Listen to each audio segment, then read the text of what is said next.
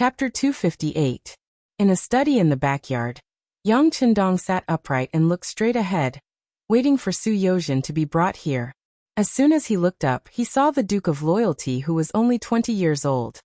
He didn't know why, but there was a sense of respect in his bones. He immediately clasped his fist and said, "Su Yozhen has seen Duke Yang." "Haha, Lord Su is not an outsider. Please take a seat." Yang Qindong smiled and pointed at the chair in front of him. He released a wave of pressure with every movement. When it reached Su Yozhen, he obediently sat down on the chair. Looking at this assistant minister in his early 40s, Yang Qindong could even see a trace of ambition and desire for power and money in his eyes. He wasn't afraid of other people's thoughts. He was only afraid that they didn't know what he was thinking. Only when he knew the other party's goal would he be able to cater to the other party's desires and use his abilities to help the other party rise. "Lord Su, our time is limited. I've come to ask you something. You should have heard about Yu Xiong's matter, right? What are your thoughts?" Yang Qindong went straight to the point. In his opinion, talking about feelings with Su Yozhen was purely superfluous. If you couldn't give enough benefits to such a person, he was afraid that even if you said more words to win her over, she wouldn't acknowledge you after you left the house. It was even possible that she would sell you. When Su Yozhen heard Yang Qindong's straightforwardness, she was stunned at first, but she soon recovered her natural state. On the way here, Su Yozhen had seriously considered the reason why Yang Qindong wanted to see him. In the end, he concluded that it was because of Yu Xiong. How could it be so easy to wrestle with the current Minister of Justice? Although he had been promoted very quickly, and was now the right assistant minister of the Ministry of Personnel, his foundation was still too shallow. If he didn't make any great contributions, he would probably stay in this position for 10 or 20 years, or even his entire life. It was precisely because she knew her own situation that Su Yozhen hoped to have an opportunity to perform, and the matter between Yang Qindong and Yu Shuriwa was undoubtedly an opportunity. As long as she performed well, it was possible to gain a lot of benefits from it. Therefore, when Yang Qindong asked the question, Su Yozhen only hesitated for a moment before bluntly saying, "Yu Xiong is extremely daring. He actually dares to have crooked thoughts about the current duke. He should be killed as a warning to others." "Not bad." Yang Qindong smiled warmly, seemingly very satisfied with Su Yozhen's answer. "But I don't know if Lord Su has any ideas? You must know that Yu Shuriwa was able to replace the Minister of Revenue, Jin Lian, as the Minister of Justice because he has the trust of the Daizong Emperor. Without sufficient reason, it is impossible to take away his position. After Daizong Emperor took the position, there were naturally many changes in the way people worked. There were people who were disappointed and people who were favored. Yu Shuriwa was one of the people who benefited. It was impossible for him to not have the Daizong Emperor's trust. This was also the biggest obstacle for Yang Qindong to take action against him. Yes, Duke Yang is right. This Minister Yu is quite capable. It won't be easy to take action against him. Su Yozhen agreed with this view. In his heart, he even felt that Yang Qindong going against Yu Shuriwa wasn't a wise move. Of course, not being optimistic didn't mean that he would oppose it. Again, Su Yozhen's ambition wasn't small. He wasn't satisfied with the current situation. What he needed was an opportunity. If the world was peaceful, there wouldn't be any opportunities. Only in troubled times would he be able to fish in troubled waters. Although he said it wouldn't be easy, he directly said that he wanted to take action against Yu Shuriwa. It could be seen that Su Yozhen had already made up his mind. Yang Qindong, who saw all of this, immediately understood the other's thoughts. He chuckled and said, "It may not be easy to take action against him, but if you disgust him and shake his authority, it is possible for Lord Su to take half a step forward." When he heard that he could take half a step forward, Su Yozhen's eyes immediately lit up. His voice trembled as he said, "What is Duke Yang's opinion?" "It can't be called an opinion. It's nothing more than the truth," Yang Qindong said with a smile, and pushed a stack of papers in front of Su Yozhen. "Lord Su can take a look. These are all evidence of Yu Shuriwa's corruption and perversion of the law." The thick stack of papers recorded all the mistakes Fu Shuriwa had made when he was an official. The earliest one was recorded 10 years ago. Looking at this, Su Yozhen's forehead couldn't help but break out in a cold sweat. Who was this Duke of Loyalty and Courage? How could he find out so many things? Yu Xiong's matter had only just happened, but he had already made sufficient preparations. It was obvious that this wasn't done in a day. It was very likely that this was prepared long ago. In other words, this Duke of Loyalty should have some understanding of each of the ministers, and should have investigated the past of all of them. Didn't that mean that some of his weaknesses were in this person's hands? At this moment, Su Yozhen suddenly felt a sense of fear towards Yang Qindong. His current achievements were all due to this person. If one day he offended him, he was afraid that he would lose everything at any time. These papers allowed Su Yozhen to see how terrifying Yang Qindong was. When he spoke, he was naturally a lot more cautious. Yes, Duke Yang. With these things, it is enough to make you Shangshu uncomfortable. But still, he was promoted not long ago and has the trust of Emperor Daizong. If you want to take action against him, I'm afraid. Without waiting for Su Yozhen to finish, Yang Qindong said, Isn't Lord Su also deeply trusted by the Emperor? Furthermore, we are only trying to sway him, not take him down. If we do well, I believe that Lord Su will have no problem becoming the left assistant minister from the Ministry of Personnel to the Ministry of Justice. Su Yozhen sucked in a breath of cold air when he heard this, and his expression became much more nervous. Right now he was the right assistant minister of the Ministry of Personnel. Even though his official position was the same as the left assistant minister, He Yuan, he was still half a step behind.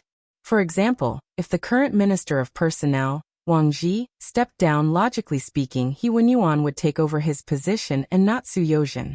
This was the direct difference between the right assistant minister and the right assistant minister. In other words, even though the position of the left assistant minister was still a rank 3 official, in reality, he had the possibility of taking a step forward and becoming a minister. It was no wonder that he was so excited when he heard this. Is this possible? Su Yozhen asked with a trace of uncertainty. However, his eyes were fixed on Yang Qindong, as though he was afraid that he would say the word impossible. Why is it impossible? With a smile on his face, Yang Qindong took out a piece of paper and handed it to Su Yozhen. These are some of the things that the current left assistant minister of the Ministry of Justice has done. It shouldn't be difficult to take him down based on this. As for whether Lord Su will be able to get what you want, that will depend on your own methods. You should know that if I were to step in, it would only produce the opposite effect. Of course, I will not do nothing. Here are 1,000,000 taels of silver notes. You can exchange them at the Yang family's bank anytime. This can be considered as a congratulatory gift for Lord Su's promotion to the left assistant minister of the Ministry of Justice. A stack of silver notes was pushed in front of Su Yozhen just like that, along with 2 thick pieces of evidence. For Su Yozhen to be able to become a powerful official in history, his abilities were not to be doubted. As long as someone like him was given a chance to display his abilities, he would definitely soar to the top.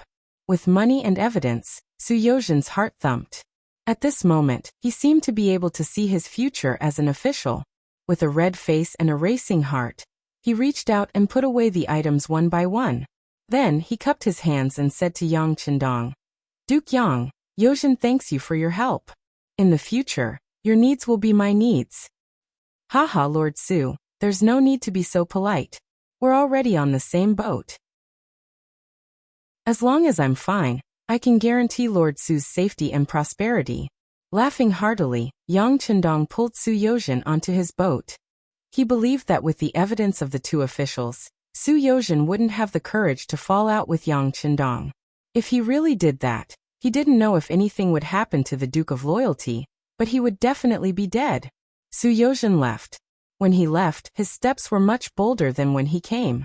Seeing that the guest had left, Tiger's Mane walked up and asked with a cautious tone, Young master, isn't it too much to give him 1,000,000 taels? Not much. In the future, his usefulness will be far greater than this number. Yang Qindong said with confidence. With so many properties, the thing he didn't lack the least was money. As long as a problem could be solved with money, it naturally wouldn't be a problem. Ministry of Justice Yamen. Yu Xiong was brought here and quickly received different treatment. It wasn't like when he was locked in the brocade guard's cold iron window. Instead, he was in a clean and tidy single room, and there was food and drink available. What kind of joke was this? The grandson of his immediate superior was locked up here, so he should enjoy special treatment. Not to mention, until now, the case hadn't been determined.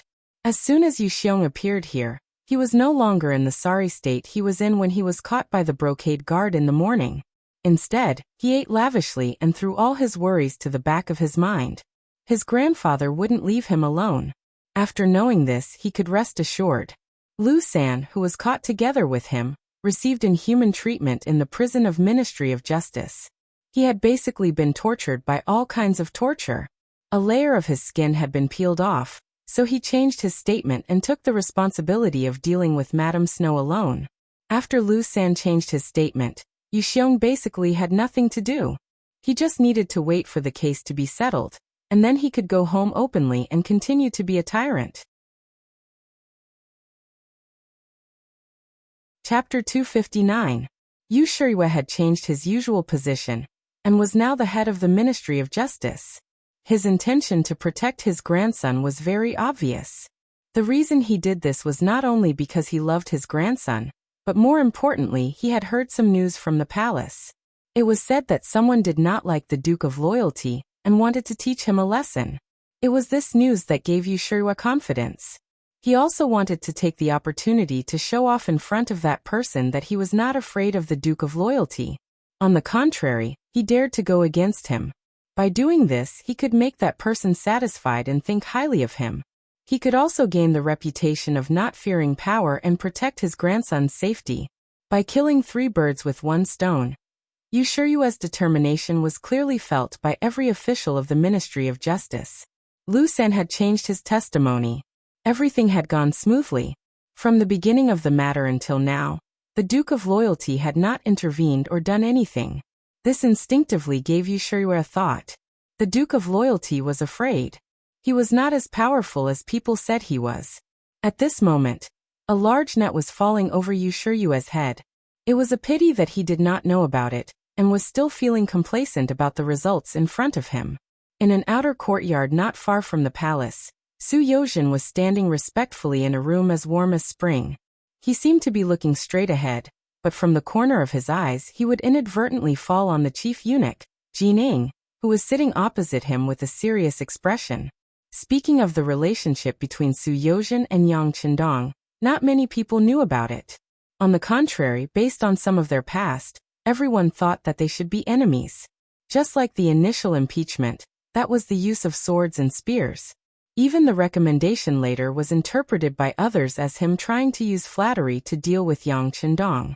It was only because his luck was too good that it was resolved. It was because of these past events that Su Yozhen was able to walk the path of Jining and not be suspected by others. Not only that, but because he knew the way of an official and often gave gifts to Jining, he had become one of his trusted aides. With this relationship, it was not difficult for Su Yozhen to see Jining. What's more, when he came this time, he even brought some extremely confidential documents with him. From the moment he gave it to Jining, her expression had been very solemn. Almost an hour had passed, but Jin Ying's furrowed brows showed no signs of relaxing. After about half a cup of tea's time, Jining let out a long sigh and put down the manuscript. She looked up at Su Yozhen, who was standing there respectfully, and asked, "Where did these things come from?" "A merchant paid a high price for it." You also know that in this world, as long as there is money, there are few things that cannot be done. Su Yozhen's face was full of respect, and she spoke very carefully. "Merchant?" Jining didn't understand at first, but then she nodded. "That's right. The Duke of Loyalty isn't completely loyal. As long as you give him enough money, it's possible to get some of his secrets. But what does he want to do with these things?" Jining held the documents that recorded all the mistakes that Yu Shirui had made since he became an official. She knew very well that if these were made public, this Minister of Justice's career would be over. How could a person with so many problems be in charge of a country's criminal justice? Wouldn't this be like saying that a thief needs to be interrogated? Wouldn't he be laughed at by others? It must be because of Yu Xiong. After all, as the mastermind behind the scenes, he almost hurt the third madam of the Duke of Loyalty. With his personality, it would be strange if he didn't retaliate. Su Yozhen spoke as if she was guessing, but in reality, this guess was already a kind of reality. But even if Yu Xiong did something wrong, he shouldn't implicate the innocent. After all, Minister Yu is someone that the emperor just used. If something happens to him, it will affect the emperor's reputation. Jining said somewhat angrily. Before she could finish her sentence, Su Yozhen interrupted. That's true. But eunuch Jin also knows that Yu Xiong is currently in the Ministry of Justice's prison. I've heard that he's doing quite well. So why is he being treated like this? Presumably, if the root of the problem is not solved, this matter will not be solved. In other words, Minister Yu is someone that cannot be avoided. You can't avoid him and you can't act rashly, Jining said in an unquestionable tone. As the emperor's trusted aide and the head eunuch, Jining could not have everything she had now without the emperor's support. Thus, he would not allow anything that would damage the emperor's authority to happen. It was no wonder that he was so angry. Su Yozhen understood this very well. Fortunately, he had already discussed the countermeasures with Yang Qindong. Seeing that Jining was angry and that everything was going according to plan, Su Yozhen took half a step forward. Eunuch Jin, you know the Duke of Loyalty's personality. He is someone who will seek revenge for the smallest grievance. I'm afraid that he is only thinking about how to overthrow Minister Yu and then punish Yu Xiong. As for the consequences, I'm afraid that he won't think too much about it. How could Jining not know such a big truth? However, he still said the same thing. He would not allow anyone to challenge the emperor's authority. Thus, if such a thing was going to happen, he had to stop it. Speak. Presumably, since you were able to come here and spend such a high price to obtain such a thing, you must have your own way. Tell me. Jining was very angry, but there was nothing he could do. After all, Yang Qindong's existence in the imperial court was above all else. He was also the only one who might not care about the emperor's orders. Although this matter had not been confirmed, Jining did not want to try, because once something was done, there was no possibility of going back on it. Since he did not have the ability to deal with Yang Qindong, he could only start from other places. Thus, he placed his hopes on Su Yozhen. As expected, Jining had asked him for a plan. Su Yozhen knew that the other party was going to compromise. This was also the most important part of his discussion with Yang Qindong. They were betting that Jining valued the protection of the emperor's authority. As long as the other party had this intention, the following matters would be easy to handle. On the other hand, if Jining was indecisive about protecting the emperor's authority and protecting Yu Shuriwe, then it would be difficult to handle. Did he really have to announce the evidence that Yang Qindong had gathered to the public? If that was the case, he could overthrow the other party, but the effect would not be very good. In order to protect themselves, everyone would inevitably think that Yang Qindong's actions were too extreme. It was even possible that they would band together to oppose him. It was also possible that they would reject him. This would go against Yang Qindong's goal of uniting the majority of the people to peacefully develop the great Ming dynasty's political power. Thus, Yu Shuyue's matter could only be secretly resolved internally. It was not appropriate to bring it out for a public confrontation. Otherwise, it would only result in a lose-lose situation. Since Jining had asked, Su Yozhen also told him the solution according to the plan. Eunuch Jin, in fact, the Duke of Loyalty and Courage has gathered this evidence because he wants to punish the mastermind, Yu Xiong. As long as we can satisfy him, it is possible to turn this matter into a small one. Not only can we protect Minister Yu's position, but we can also bring glory to everyone. Hearing that Su Yozhen had a solution, Jin Ying's expression relaxed. Lord Su, this eunuch is willing to listen to your wise opinion. It's like this. Su Yozhen then revealed the entire plan. If we don't want to announce these things to the public, Minister Yu will have to make concessions. As for Yu Xiong, he will have to be sacrificed. Otherwise, the Duke of Loyalty and Courage will not give up. This matter requires Eunuch Jin to personally discuss. As long as you appear, even if Minister Yu is extremely unwilling, he will have to give in. In order to protect Minister Yu's authority, We can even find a scapegoat, such as the left assistant minister of the Ministry of Justice. We can push all the blame to him. We can say that he made the decision to protect Yu Xiong without Minister Yu's permission. In this way, there will be no need to worry about self-preservation. Wouldn't it be better to have a reputation for being fair and honest? As for the Duke of Loyalty and Courage, I will go to the Hu mansion to look for Lord Hu. As his father-in-law, the Duke of Loyalty and Courage will definitely give me face. Think about it. Third Madam was the one who almost got hurt. Now that the father of the legal wife has appeared, if he still doesn't give up, he will have offended the legal wife because of Third Madam. I think the wise Duke of Loyalty and Courage will know how to choose. Jining nodded repeatedly. Su Yozhen's suggestion was indeed feasible. It could protect the emperor's authority and protect Yu Shiyue's high position. It could be considered an explanation to both sides. However, he was still somewhat suspicious of Hu Zhongning's appearance. Lord Su, are you sure that procurator who will speak up for us? There's nothing impossible in this world. For example, the current brocade guard is still lacking an official. If we can promote him by one rank, this won't be a problem. Su Yozhen chuckled sinisterly, as if everything was as clear as day. Oh haha, not bad, not bad. Jining laughed loudly when he heard this. From the looks of it, it was only a third-rank official position that could settle this matter and protect the emperor's authority. No matter how he looked at it, it was worth it. Good. Then we'll do as Lord Su says. If this matter succeeds, then Lord Su will have done a great service. In the future, if there's a chance, this eunuch will put in a good word for you in front of the emperor. Many thanks, Eunuch Jin. Su Yozhen pretended to be very happy as he spoke. Then, with a wave of his hand, 5 banknotes from the Yang family's bank, each worth 100,000 taels, were delivered to Jining. Many thanks for Eunuch Jin's promotion. This is a small token of my appreciation. A full 500,000 taels. This was no longer a simple token of appreciation. Jin Ying's expression froze at first. Then, as if he had thought of something, he laughed loudly and said, Good. Lord Su is truly an outstanding person. How about this? This eunuch has an idea of what to do. It just so happens that the Ministry of Justice is lacking a left assistant minister. However, whether or not you can be promoted will depend on your luck and the emperor's mood.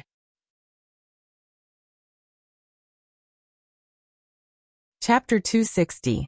Yes. I'll have to trouble Eunuch Jin to help me with everything. Yozhen will remember this. Su Yozhen appeared to be overwhelmed by the favor, but her heart was already blooming with joy. He knew that if Jining could directly request for a position, it meant that the matter was at least 70% complete. Acting as a middleman and paying 500,000 taels of silver to obtain the position of left assistant minister of the Ministry of Justice was originally planned by Yang Qindong. It was also a part of his plan. He even had to do this. Even if he couldn't obtain the position, he still had to state his request. Otherwise, why would a person meddle in other people's business? If there were no benefits at all, his original intentions would be suspected by others. On the contrary, if he had a request, his motive would be much simpler. At the very least, no one would suspect that there was something fishy between Su Yozhen and Yang Qindong. In short, it was just one sentence to express his request. It would be best if he succeeded, but if he didn't, he would be cleared of suspicion. Wouldn't that be the best of both worlds? Now, it seemed that things were developing in the best direction. After the discussion, the two of them quickly began to carry out their plan. First, Jining appeared in the prison of the Ministry of Justice. Then, Su Yozhen paid a visit to the Hu residence. After the attack on the third madam of the Duke of Loyalty and Courage, their actions were quickly noticed by people with ulterior motives. After all, regardless of whether it was the Yu family or the Hu family, they were in fact closely related to what happened. At this moment, anyone who came into contact with them could make other explanations and speculations. However, these were merely guesses. As for what exactly happened, no one knew. They only knew that when Jining left the Ministry of Justice Yamen, Yu Shiyue didn't personally send her off. On the contrary, when Su Yozhen left the Hu residence, Hu Zhongning escorted her all the way out. After Hu Zhongning sent Su Yozhen out, he returned to his own study. His father Hu Xiao was already seated and waiting. "Father." Upon seeing Hu Xiao, Hu Zhongning immediately revealed an extremely respectful expression. It was a respect that came from the bottom of his heart. "Take a seat." Seeing that his eldest son had returned to the study, Hu Xiao nodded lightly. It wasn't until his son sat down on the chair opposite him that he said in a teaching tone, "Come and analyze this matter. What exactly is going on?" "Wonderful." Hu Zhongning expressed his appreciation for Yang Qindong with words of praise. "What kind of magic?" Hu Xiao's expression did not change, but in his heart, he admired his eldest son's political awareness. Just from this sentence, he could tell that his son seemed to have seen the essence of the matter. "Father." Qindong took advantage of the situation and used a roundabout method to punish the audacious Yu Xiong and attack Yu Shiyu as authority at the same time. More importantly, he planted an important spy in the Ministry of Justice. This is killing 3 birds with 1 stone. Once he's done, he still has to owe him a favor. Isn't that great? Hu Zhongning said in an excited tone. In fact, there was also the matter of his promotion. That was killing 4 birds with 1 stone. However, Hu Changning was not fond of publicity, so he purposely left out one thing. Not many people knew that Su Yozhen was Yang Qindong's subordinate, but Hu Xiao and Hu Zhongning knew. They even knew that this person's impeachment and subsequent recommendation had been ordered by Yang Qindong. That was why this person had been promoted like a rocket. However, although he was the right assistant minister of the Ministry of Personnel, and seemed to hold a high position, his usefulness was very limited. This was because both the Minister of Personnel, Wang Ji, and the left assistant minister, He Wenyuan, had a good impression of Yang Qindong. In this department, there was no point in assigning more people. It was inevitable that someone would jump out. This time, he had made use of the opportunity to insert himself into the situation. The promotion of the right assistant minister of the Ministry of Personnel to the left assistant minister of the Ministry of Justice meant that Yang Qindong had an important spy in the Ministry of Justice. With time, it would not be difficult for him to nurture a trusted subordinate. Very good. Ninger has grown up. Your father is very gratified to see this. However, I don't know if you've thought about what he's trying to do. If he's just trying to protect himself, he could just be like Duke Ying and keep a low profile. However, his current actions have clearly exceeded the scope of an official. What is he trying to do? Hu Xiao agreed with Hu Zhongning's analysis. However, after living for so long and seeing so many things, he was still able to see the essence of the matter. That was, what was Yang Qindong trying to do? What was he trying to do? Hu Zhongning was also stunned by this question. That's right. If he was only after glory, splendor, wealth, and status, he should already have everything. Why was he still scheming? Could it be that he was only retaliating because Yu Xiong had provoked him this time? If that was the case, then he could have publicized the evidence he had given Su Yozhen to the world. That way he would be able to vent his anger and take revenge. However, he had not done so. Instead, he had used this opportunity to allow Hu Zhongning and Su Yozhen to advance. This action was rather thought-provoking. Let's not talk about what Hu Xiao and Hu Zhongning had said behind closed doors. On the morning of the second day after Ji Ning and Su Yozhen made their move, a person had come to the entrance of the Ministry of Justice to complain. He had repeatedly accused Yu Xiong, saying that Yu Xiong had stolen his wife and forced him to leave his hometown. At the same time, he had also provided a confession. The details on the confession were very detailed. There were all the necessary witnesses and material evidence. It was an ironclad case. There were many citizens of the capital accompanying the person who had filed the complaint. There were many onlookers. In an instant, the matter had become a hot topic. Even if the Ministry of Justice wanted to suppress it, they could not do so. With this new case, the treatment of Yu Xiong, who had still been abusing his power in prison, immediately changed. He was moved from a single cell to an ordinary cell. Not only were there many prisoners there, but the smell was also very unpleasant. Faced with such an environment, Yu Xiong was naturally puzzled. He shouted out his identity. "My grandfather is the Minister of Justice. How dare you treat me like this?" It would have been better if he had not said this. As soon as he said this, The prisoners in his cell looked at him with even more ferocious gazes. Some of these people had been wronged, and had not been able to find an outlet to vent their anger. Yu Xiong's shout was equivalent to giving them a chance to vent. How could they let go of this opportunity? They would first give him a good beating. In just 3 days, the dust had settled on Yu Xiong's case. Even Yang Qindong had not expected that Yu Xiong would confess many things that no one knew about when he was being tortured by the Ministry of Justice. Among them, there were 3 women who had died at his hands. Because he had done it secretly and had thrown their bodies into the river after the incident, they had sunk to the bottom of the river, so that no one knew about it. Now the spineless Yu Xiong saw that no one was shielding him. Unable to bear the punishment, he had confessed everything. Originally, he had thought that the punishment would not be heavy enough to sentence Yu Xiong to death. He had even needed Lung Feng to secretly take action.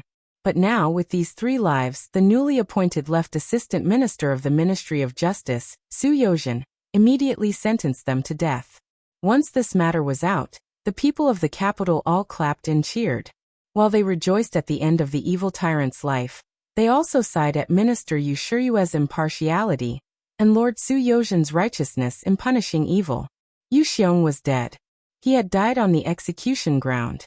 However, Yang Qindong had already thrown this matter to the back of his mind. In his eyes, Yu Xiong was just an ant.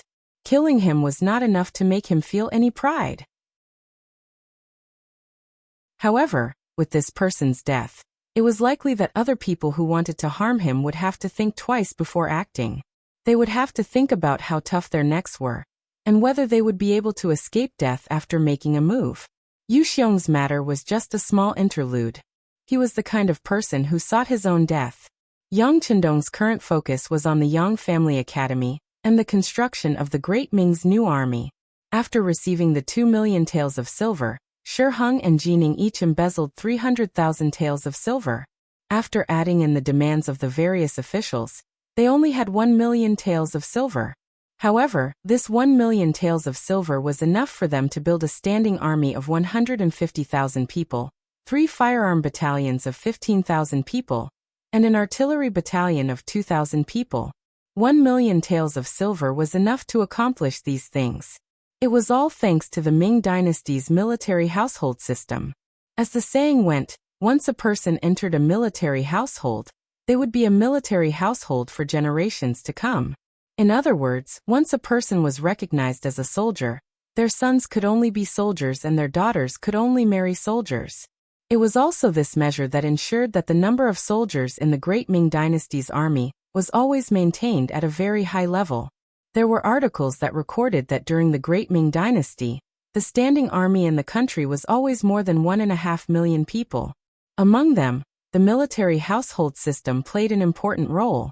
Looking at the information sent to him by the Security Bureau, Yang Qindong knew that the road ahead was full of thorns. Disregarding everything else, just the large number of soldiers was not easy to deal with. They were all Han people, and they were all from the same ancestor. Could he bear to kill all of them? Not to mention, he did not have the ability to do so right now. Yang Qindong wanted the Great Ming Dynasty to become the center of the world, and the Great Ming Dynasty's civilization to become the ancestor of human civilization. In the future, no matter where a Han person went, they would be respected and looked up to by others. This would require the support of countless people, and they would definitely not allow a major event like internal strife to happen. However, there were some things that did not depend on one's own will. When someone hated you and wanted to kill you, it was not something that could be resolved just by giving them some benefits. After pondering for a moment, Yang Qindong gave a secret order to his most trusted subordinate, Tiger's man. Let's do this. Find a merchant to find Yang Guang.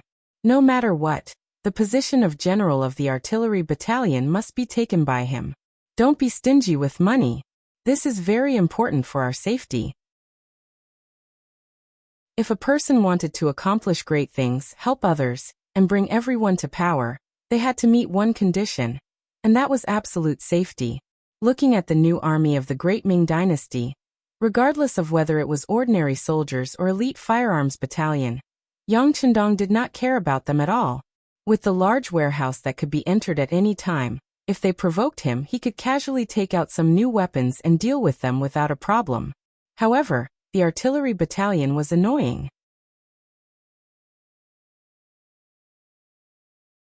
Chapter 261. After all, Yang Chendong was a mortal, and the Yang Manor was not an impenetrable fortress. If the artillery battalion really set their sights on him, the consequences would be unimaginable. This was the most annoying thing. Yang Chendong had come into contact with Yang Guang a few times, and found that he was a man of few words. However, he was a loyal and considerate person who valued loyalty greatly. If Yang Chendong could spend some money to befriend him, he could at least warn him in advance, even though he couldn't make him disobey the orders of his superior, or even the acting emperor at a critical moment. This way, he would have more time to react, and an additional layer of protection for his life. Tiger's mane nodded after receiving the order. Young master, don't worry. I'll go to the security bureau and find a clever person to disguise himself as a wealthy businessman to support Deputy Commander Yang. But young master, our men have discovered that guard Captain Ike Shang is wantonly moving through the capital. I've heard that he's spent a large sum of money, and our men have learned that he's already heading for the sea. It seems like he's planning to return to Japan and get reinforcements. Young master, do you want us to intercept and kill him on the way, or inform Commander Gao Xiong and have him take care of the problem at sea? No need. Let him do as he pleases. Also, inform Gao Xiong and tell him not to make things difficult for the messenger. If it's necessary, you can say some words of support, but don't take any practical actions. Speaking of this issue, Yang Chendong's face regained its indifferent smile. Because of Junko, Ikegami Yuki failed in his pursuit, and the head of the diplomatic mission, Aoki Yuki, was held accountable and imprisoned in the Ministry of Rights. Although there was no imperial order to condemn him, everyone could see that he was simply being held in a different place. Naturally, it was Yang Chendong's intervention that led to the current situation. During the new year, when he went to see his father-in-law and grandfather, he openly said that he would definitely teach Aoki Yugui a lesson, and let him know that the Great Ming Dynasty was not Japan. He would not be able to do whatever he wanted. It was Yang Chendong who had expressed his stance, and Aoki Utakai had been detained by the law enforcement officials of the Ministry of Rights. And because Yang Chendong had spent a lot of money, neither the Ministry of Justice nor the embroidered uniform guards had interfered. As a result, even though Qi Shang, the captain of the guards, had done a lot, the situation had not been alleviated or resolved. Since the matter couldn't be solved, Qi Shang made a foolish decision. He reported the matter to his country, and asked his country to step forward and pressure the Great Ming Dynasty. Perhaps it was because he had been in Japan for a long time, coupled with the fact that he was a samurai. It was difficult for him to look down on other countries. In short, he had made up his mind. And this was exactly what Yang Chendong wanted to see. This was the result he wanted. Japan was one of the countries that the Great Ming Dynasty had decided not to conquer. If they wanted to deal with them, they would need an excuse. Princess Junko was a fuse. If he kept this person by his side, the rulers of Japan would definitely not tolerate it. They would be worried that the Great Ming Empire supported the Japanese royal family. In order to solve this problem, Junko had to die. If he wanted to kill this person, he had to go to the capital of the Great Ming Empire to stir up trouble. At that time, Yang Chendong would make the situation worse. Once the matter reached a certain extent, under the pressure, it would be impossible for Daizong not to want to conquer Japan. In this way, he would have a righteous reason. In the end, this was Yang Chendong's plan. But at the same time, it was also a helpless move. Japan was an island country, and its coastline was so long that even Yangtze's navy couldn't do anything about it. They couldn't completely block it, so they might as well not block it. Let them take the initiative to cause trouble, and then fight back openly. Tiger's mane didn't quite understand Yang Chendong's words. But out of absolute trust in the young master, he nodded happily. Okay, young master, I will give the order to Commander Gao Xiong in your name. Soon after the new year, the snow and ice in the capital began to melt. After the spring breeze, everything began to recover, and the land began to see green again. The weather became warmer and warmer, and the people in the capital began to take off their winter clothes. They changed out of their bulky cotton robes and walked on the streets. The endless stream of people indicated the prosperity of the great Ming Empire. As the mercenaries and the Walla established trade at the border, all kinds of novel things appeared, which opened the eyes of the people of the Walla. While they enjoyed life, they put down their sharp weapons, and it was a scene of harmony. When the border was stabilized, the situation in the capital would naturally be stable. The merchants were busy making money, and the farmers were busy with the New Year's spring plowing. Especially with the appearance of the hydraulic wells, they saw the hope of a bumper harvest. The officials were also busy with their own government affairs. Those who wanted to be promoted were thinking of ways to get promoted. Those who wanted to make money were thinking of ways to make money. Even the emperor of the great Ming Dynasty, Zhu Qiyu, was busy training the army and managing the country's affairs. Some officials who had similar ideas to him were promoted. Some stubborn officials were either left idle or demoted. The power was slowly gathering in his hands. Young Chendong observed all these changes as if he was an outsider. Other than reading the intelligence sent by the Security Bureau every day, he spent most of his time teaching the students of the Yang Family Academy. After nearly 2 months, more than 60 people were eliminated from the original 101 people, and only 2/5 of them were left. Among the people who left, some of them couldn't keep up. Originally, they wanted to use the name of the Duke of Loyalty and the East Marshal to fish in troubled waters and make a name for themselves. Then, with the title of this person's student, it could be imagined that it would be much easier to mingle in the officialdom. There were also some people who really had the idea of learning. After all, the person who could make such a majestic poem like Snow of the Yang Family Village must have great strength. But when they really learned it, they knew that he taught more about numbers, physics, chemistry, and science. And in the big environment where only Confucianism was respected, these were nothing more than heterodox methods, and it was difficult to be recognized by the orthodox. Since they couldn't be recognized, they simply stopped learning. The third part of the people who left were those who didn't have enough IQ or couldn't bear the hardships. This was because the Yang Family Academy required students to run every day and stand in military posture. Under this semi-militarized management, some of the young people who only knew how to study were unable to bear it. In the end, because they made too many mistakes, their military posture was taken away and they had to leave. Most of them left, and 2/5 of them were the elites among them. Among them, Yang Chendong did find a lot of good seedlings. While he carefully observed, he also guided them according to their individual advantages, making the learning atmosphere of the people who stayed very high. It was worth mentioning that Junko actually relied on her own ability to persist until now. Originally, Yang Chendong accepted Junko as a student because he wanted to put her in his sight. After all, he still needed her in the future, so he casually accepted her. When he made this decision, he was also prepared to let her go and force her to stay if she couldn't hold on at any time. But unexpectedly, although Junko was young, her body was full of tenacity, and she was one of the best in all kinds of assessments and studies. Not only did she not rely on Yang Chendong to stay, but she also became a goddess in the eyes of many men. More than half of the male students secretly liked her, including Wang Xi, the grandson of the minister of the Ministry of Personnel, Wang Ji. Junko's fluent Mandarin, coupled with her beautiful face and lively personality, made Wang Xi unable to extricate himself. Junko clearly knew all of this, but she didn't point it out. She didn't agree or disagree, but instead kept a distance from the people who liked her. Today she took the initiative to say a few words to you, but tomorrow or the day after, she might ignore you for a few days. This kind of performance had once caused many male students to be unable to study normally. Humph! This is their innate charm. After hearing Tiger's Mane's report, and thinking of the things they produced in the future, and the Aoi people who were often mentioned by Chinese men, this Junko was obviously their ancestor.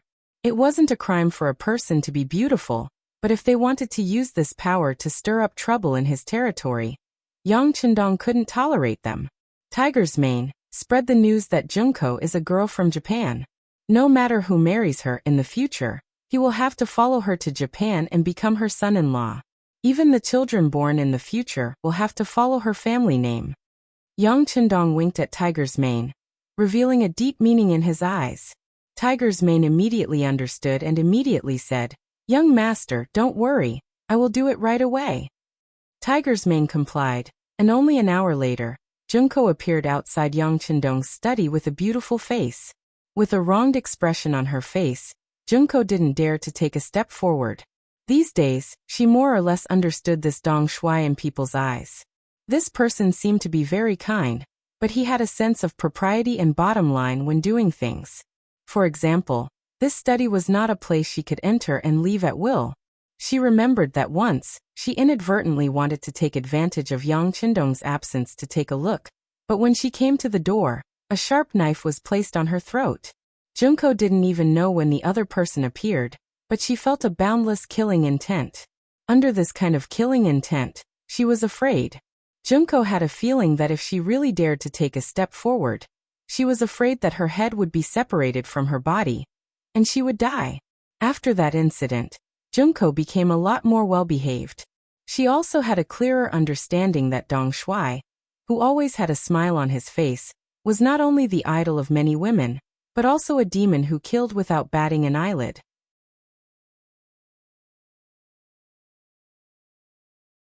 Chapter 262. Logically speaking, after knowing that he was a devil, the most important thing to do was to leave. Captain Kobayashi had told her more than once that he didn't find anyone watching her, but for some reason, Junko didn't want to leave. Whenever she was about to make the decision to leave, Yang Chendong's smiling face would often appear in her mind, and that smile would make her linger back and forth. So she always found various reasons to persuade Kobayashi and herself to stay in the Yang family manor, and the Yang family academy day after day. Staying in the Yang family academy was the happiest time of Junko's life. Here, she not only enjoyed equal treatment with everyone, but also didn't have to pay attention to any rules when interacting with people. On the contrary, she could also learn some new knowledge that she had never heard of before, or even thought of before. Slowly, Junko became deeply immersed in it. And she also found that the students who were able to stay in the academy were very smart and could endure hardships. These advantages were exactly what her father, who was in the royal family of Japan, wanted. So she gave birth to other thoughts, which was to take these people for her own use. If there was a chance, after these people finished their studies, she could deceive them to go to Japan. She believed that it would play a positive role in her father's efforts to stabilize the throne. In order to achieve this unspeakable goal, Junko deliberately used her charm jutsu, intentionally or unintentionally making contact with the male students. She had been formally trained since childhood on how to please a man. Soon, Junko achieved her goal, making more than one student fall head over heels for her, and express their willingness to submit to her. She thought that if she continued to do this, when she graduated from the academy, she could leave with these people. But an unexpected disaster happened, and her identity as a Japanese was suddenly exposed. Not only that, but it was also said that the man she was going to marry was likely to eventually go to Japan by marrying into her family. As soon as this matter came out, the expressions of those male students who admired her instantly changed. At that time, the difference between the status of men and women was very obvious. It was very common for men to be the head of the family, and women to be the head of the family. Things like marrying into the family was absolutely disgraceful. As for the students who were able to stay until now, which one of them wasn't smart and proud? How could they do such a disgraceful thing? At that moment, the male students who liked to listen to Junko's words quickly began to keep their distance from her. Some of them even avoided her as if she was a scourge. This made Junko's efforts go down the drain. She was so angry that she wanted to look for Yang Chendong to be the judge. She had a feeling that the person who could do such a thing must be Dong Shuai. Outside the study, Junko stood there with a stubborn and wronged look on her face. No one knew if she was really good at acting, or if she was really showing her true feelings. In short, her tears flowed down from the corners of her eyes, indicating that she was one of the victims. A young girl, a beautiful young girl, a young girl with a face that could topple cities. At this moment, her appearance was like a pear blossom in the rain. It was likely that any man who saw her would feel pity for her, and would not be able to help but go forward to comfort her. But at the door of the study, for a long time, no one appeared. It was as if this place was really empty. But only Junko knew in her heart that there must be more than one pair of eyes staring at her in the dark. This feeling was very strong, but it also made her heart full of helplessness. When a person's proudest side couldn't occupy the slightest advantage, it must be the time of despair. Her tears flowed freely. It gave people the feeling that the sentence, "Women are made of water," was really true. Junko stood there for half an hour, but her tears didn't dry up. Finally, Yang Chendong's unique magnetic voice sounded in the study. "Come in." Finally getting permission, Junko felt relieved. Her anger was not in vain. While she breathed a deep sigh of relief, she secretly brewed enough tears. Then she stepped on the 3-inch golden lotus and slowly walked into the study. She made sufficient preparations and even thought about how she should behave when she met Yang Chendong. For example, what she should do when Yang Chendong looked at her, or how she should display her advantage when he looked at her with a pained expression on his face. She should make the best use of it. And what she should do when he didn't look at her. Junko, who was fully prepared, was even confident that after seeing Yang Chendong, he would take pity on her, and then what she should ask for as the dominant position and so on. However, all her preparations were ruined by Yang Chendong's seemingly casual words after entering the study. "Do you know Kimura Yoshida? Do you know him?" Kimura-kun. As soon as she heard this name, Junko's body trembled, and then she threw all her previous preparations to the back of her mind. She knew this name too well. Kimura Yoshida, the backbone of the Kimura family, and one of the lackeys who supported General Ashikaga Yoshimasa the most. This person was not only cruel and merciless, but he was also a war maniac. In his eyes, the world should belong to Japan, and not a place made up of islands. When she was in the palace, she had heard her father say more than once that some of the backbone of the imperial family had died at the hands of Kimura Yoshida. This was a person who caused her father to have a headache and hatred. How could she not know? So when she heard this name, she couldn't help but tremble and lose her composure. After being stunned for 7 or 8 breaths, she suddenly noticed that Yang Chendong didn't raise his head. Instead, he was looking down at something. Fortunately, no one saw her lose her composure. While rejoicing in her heart, Junko said with a very innocent look, "Of course I've heard of him. In Japan, the Kimura family's power and influence are also very big. By the way, why did the East Marshal mention his name?"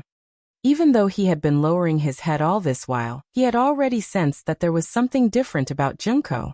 Since she still wanted to continue pretending, he might as well give her a strong dose of medicine. "Oh, it's nothing. It's just that this person came to the Great Ming Dynasty and made a strict protest on behalf of Japan to the Great Ming Dynasty. He asked us to release Aoki Yuki, and also asked us to apologize and compensate them. By the way, he also said that if he was not satisfied, Japan will regard this as a provocation to them.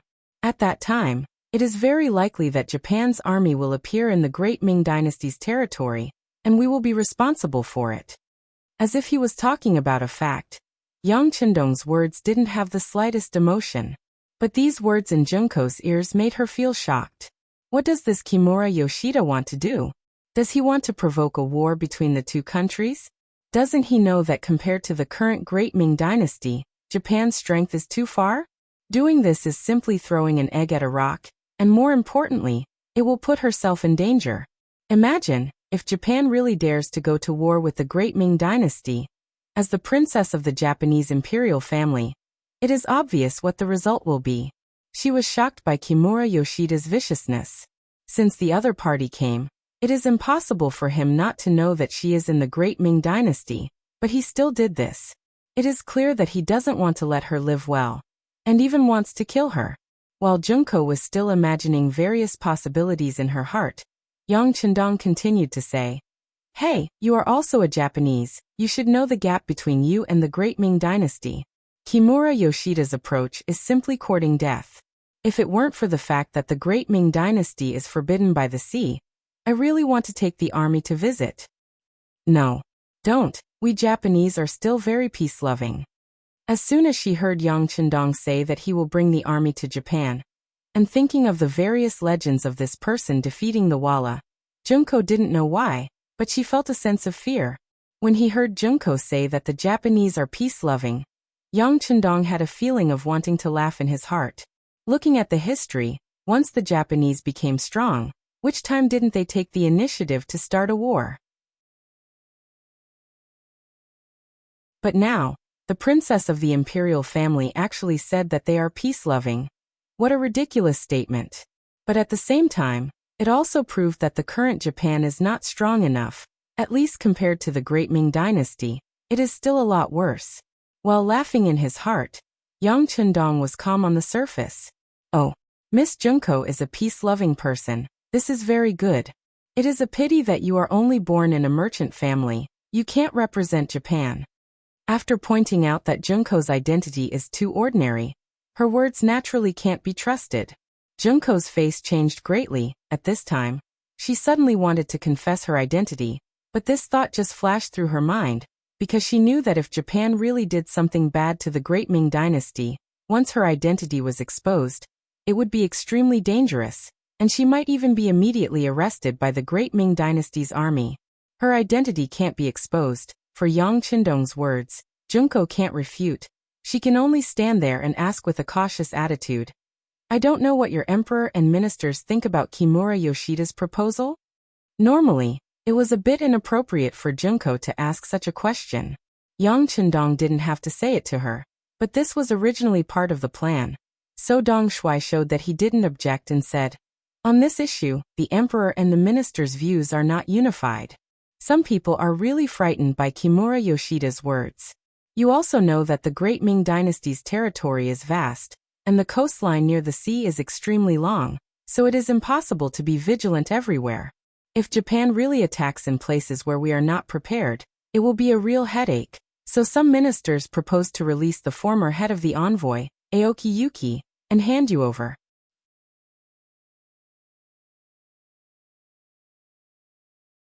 Chapter 263. You're going to hand me over? Junko was surprised. That's right. Back then, those assassins came for you. I just happened to pass by. If we want to compromise, of course, we will hand you over to the Japanese. Sigh, I was wondering how you offended them. It looks like they won't give up until they catch you. Yang Chendong asked curiously. He didn't mention that Junko was the princess of Japan. He wanted to see how long she could hide it. When she heard Yang Chendong say that the Great Ming was not only prepared to compromise, but also wanted to hand her over, Junko's face turned pale. No, they hate my family. Once they catch me, they will kill me. As she spoke, Junko had already walked to Yang Chendong's side. She reached out and grabbed his arm. Her eyes were filled with a pitiful look.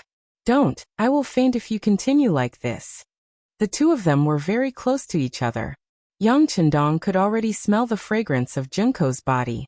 He enjoyed the feeling very much, but he still said, you don't have to be too anxious. What I'm saying is just the opinion of some of the ministers. Some of them think that we shouldn't compromise with Japan. If they want to cause trouble for us, we'll open up the Forbidden Sea and send an army to Japan. We'll teach them a lesson and let them know who they can't afford to provoke. When Yang Chendong said her father's name, Junko's face changed. No, the emperor will not make trouble for the Great Ming. There must be some villains behind this. You must investigate this thoroughly. Oh, how do you know that the emperor won't make trouble for the Great Ming? You are not a member of the imperial family. Yang Chendong asked with a surprised expression. When Junko heard these words, she couldn't help but open her mouth to defend herself. However, just as she opened her mouth, she quickly closed it again. Yes, it's just my guess. When I was in the country, I heard from my father that the emperor is an emperor who doesn't like war. I don't think he will take the initiative to start a war with the Great Ming. Oh, so it was just hearsay. Unfortunately, it seems that what you heard is not true. Kimura Yoshida has already arrived, and he has already expressed the intentions of your emperor. The way I see it, this war might start soon. Yang Chendong shook his head and expressed his opinion. Junko was very anxious at this moment, and she was cursing Yang Chendong's stupidity in her heart. The outside world said that Dong Shui was smart, but now it seemed that he was just SOSO. He actually mistakenly thought that the Emperor of Japan wanted to go to war with the Great Ming Dynasty. What a stupid idea. At this time, Junko really wanted to open Yang Chendong's head and see what he was thinking. Once again, the thought of exposing her identity popped up in Junko's mind. She opened her mouth but didn't say anything in the end. She didn't know what would happen if she revealed her true identity. She didn't dare to take the risk. On the contrary, she believed in herself more. She decided to leave Yang Village immediately and find a way to go back to Japan to see her father. Kimura Yoshida's coming to the Great Ming Dynasty was simply a conspiracy to overthrow the royal family. General Ashikaga Yoshimasa clearly wanted to use war to mobilize the emotions of the entire country. Only in times of war could a general have more power and do many things that he couldn't do in normal times. Junko originally wanted to ask who revealed that she was Japanese, but because of the appearance of Kimura Yoshida, she was no longer in the mood to care about these trivial matters. After leaving Yang Chendong's study somewhat absent-mindedly, she went to Captain Shaolin's room. When he saw the princess take the initiative to appear, Kobayashi was naturally very happy, but when he saw Gong Yan's face as if she had been bullied, he couldn't help but say angrily, "Princess, who bullied you? Tell Kobayashi, I will teach him a lesson." Both of them spoke in Japanese, so they weren't afraid of being eavesdropped. Only at this time could Junko be completely relaxed. "Kobayashi, don't be agitated. No one bullied me. I just got the news that Kimura Yoshida is here." Junko then told Kobayashi the news she got from Yang Chendong in detail. When he heard that Kimura Yoshida was here and threatened the Great Ming Dynasty, Kobayashi immediately said angrily, "Princess, don't be afraid. I will personally kill this person tonight. As long as he is dead, all the problems will be solved." No. Junko shook her head decisively after hearing that. She didn't believe that Kobayashi could kill Kimura Yoshida with his strength. Since he was here, security was naturally the most important thing. Even if the emperor of the Great Ming Dynasty didn't have a definite result, he would send a large number of troops to protect him. Kobayashi alone couldn't do it. Junko's mind was still clear, and she had a clear understanding of the situation in front of her. It was precisely because of this that she didn't agree to Kobayashi's request. Instead, she said, "Kobayashi, you can't do it. It's too risky. This princess has decided that you will protect me and leave here. Then we will find a boat to leave the Great Ming Dynasty and return to Japan. I will tell everything to my father. Then he will have a way to solve the current situation." Junko said firmly. She decided to leave Yang Village and the Great Ming Dynasty, not because she was afraid of death, but because she didn't want to see Kimura Yoshida's conspiracy succeed. She needed to tell her father about it. She couldn't let him be kept in the dark. In the study, Tiger's Mane quietly entered and came to Yang Chendong. He whispered, "Young master, Miss Junko went to find Kobayashi and now she has returned to her room. Our people have noticed that Kobayashi has gone to bed. It's daytime now and he's already sleeping. It seems that he wants to take action at night. Hihi, what do you think?" Yang Chendong smiled. This Junko was a decisive person. It was a pity that she was a girl. If she was a boy, the future of Japan would be in her hands. Yang Chendong guessed that there would be a lot of changes. "Young master, don't worry. She can't run away." Tiger's Mane patted his chest and promised. He had to stay in Yang Village every day. Although there were a lot of things to do, he rarely had the opportunity to do it. Now that there was finally someone who wanted to test his sword, how could he not be excited? Jingcheng Ministry of Rites Yamen. Kimura Yoshida, who was not tall and had a standard Japanese beard, walked out of the Ministry of Rites Yamen accompanied by Ikegami. As he walked, he grumbled. It could be seen that he was very angry at this moment. "Kimura-kun, please calm down. The Ministry of Rites' attitude has always been bad. All of this is related to the Duke of Loyalty." Ikegami saw the murderous look on Kimura's face. He was afraid that he would be implicated, so he quickly targeted Yang Chendong. "Baka. Who the hell is that Duke of Loyalty? How dare he be the enemy of Japan? Does he want to die? And Ikegami, you really disappoint me. The country spent so much effort to cultivate you. Why can't you deal with the Han?" Kimura Yoshida was indeed full of anger, and this time, he vented all his anger on Qishong. Zai. Ikegami quickly bowed his head and admitted his mistake. The concept of hierarchy in Japan was very strict. As a subordinate, he must unconditionally obey the orders of the superior. Even if he knew that it was wrong, he had to carry it out. Obviously, the Great Ming Dynasty's system was far inferior to Japan's. Seeing that Ikegami's attitude was good, Kimura Yoshida's face was not as serious as before. Let me ask you, is the princess still in Yang village? Yes, we have been watching outside, but we didn't see her come out. Ikegami nodded his head vigorously again and replied. Very good, tonight, we will catch the princess and massacre the Yang village. Kimura Yoshida's face showed a ruthless expression. When he thought of the beautiful and young face of the princess, his whole body couldn't help but tremble. It was a precursor of excitement. Kimura-kun, please reconsider. When Ikegami heard that Kimura Yoshida was going to attack the Yang village, for some reason, Ikegami thought of the omnipresent mysterious gun that night. That was the first time he felt fear since he became a samurai. In fact, in his mind, there was nothing that could stop that advanced firearm at the moment. Seeing Ikegami's expression, Kimura Yoshida said with a look of disappointment, "What's wrong? Are you afraid? Ikegami, what you have done is a disgrace to the samurai of Japan." Ikegami, who was reprimanded, thought of the honor that a samurai should have. With a firm expression he said, "Hey, Ikegami is wrong. Please give me a chance, I will do my best tonight." "No need." Kimura Yoshida waved his hand and said arrogantly, "This time, I brought 3 jonin, 10 chunin, and 30 genin from Japan. Tonight, I will let them do the job. As for you, you should reflect on whether you can still be called a real samurai." Kimura Yoshida was arrogant, and his methods were cruel. It was also true that he regarded human lives as nothing. However, it didn't mean that he was stupid. On the contrary, he had the confidence to say such words. The source of his confidence was the 43 ninjas that the Kimura family sent to him.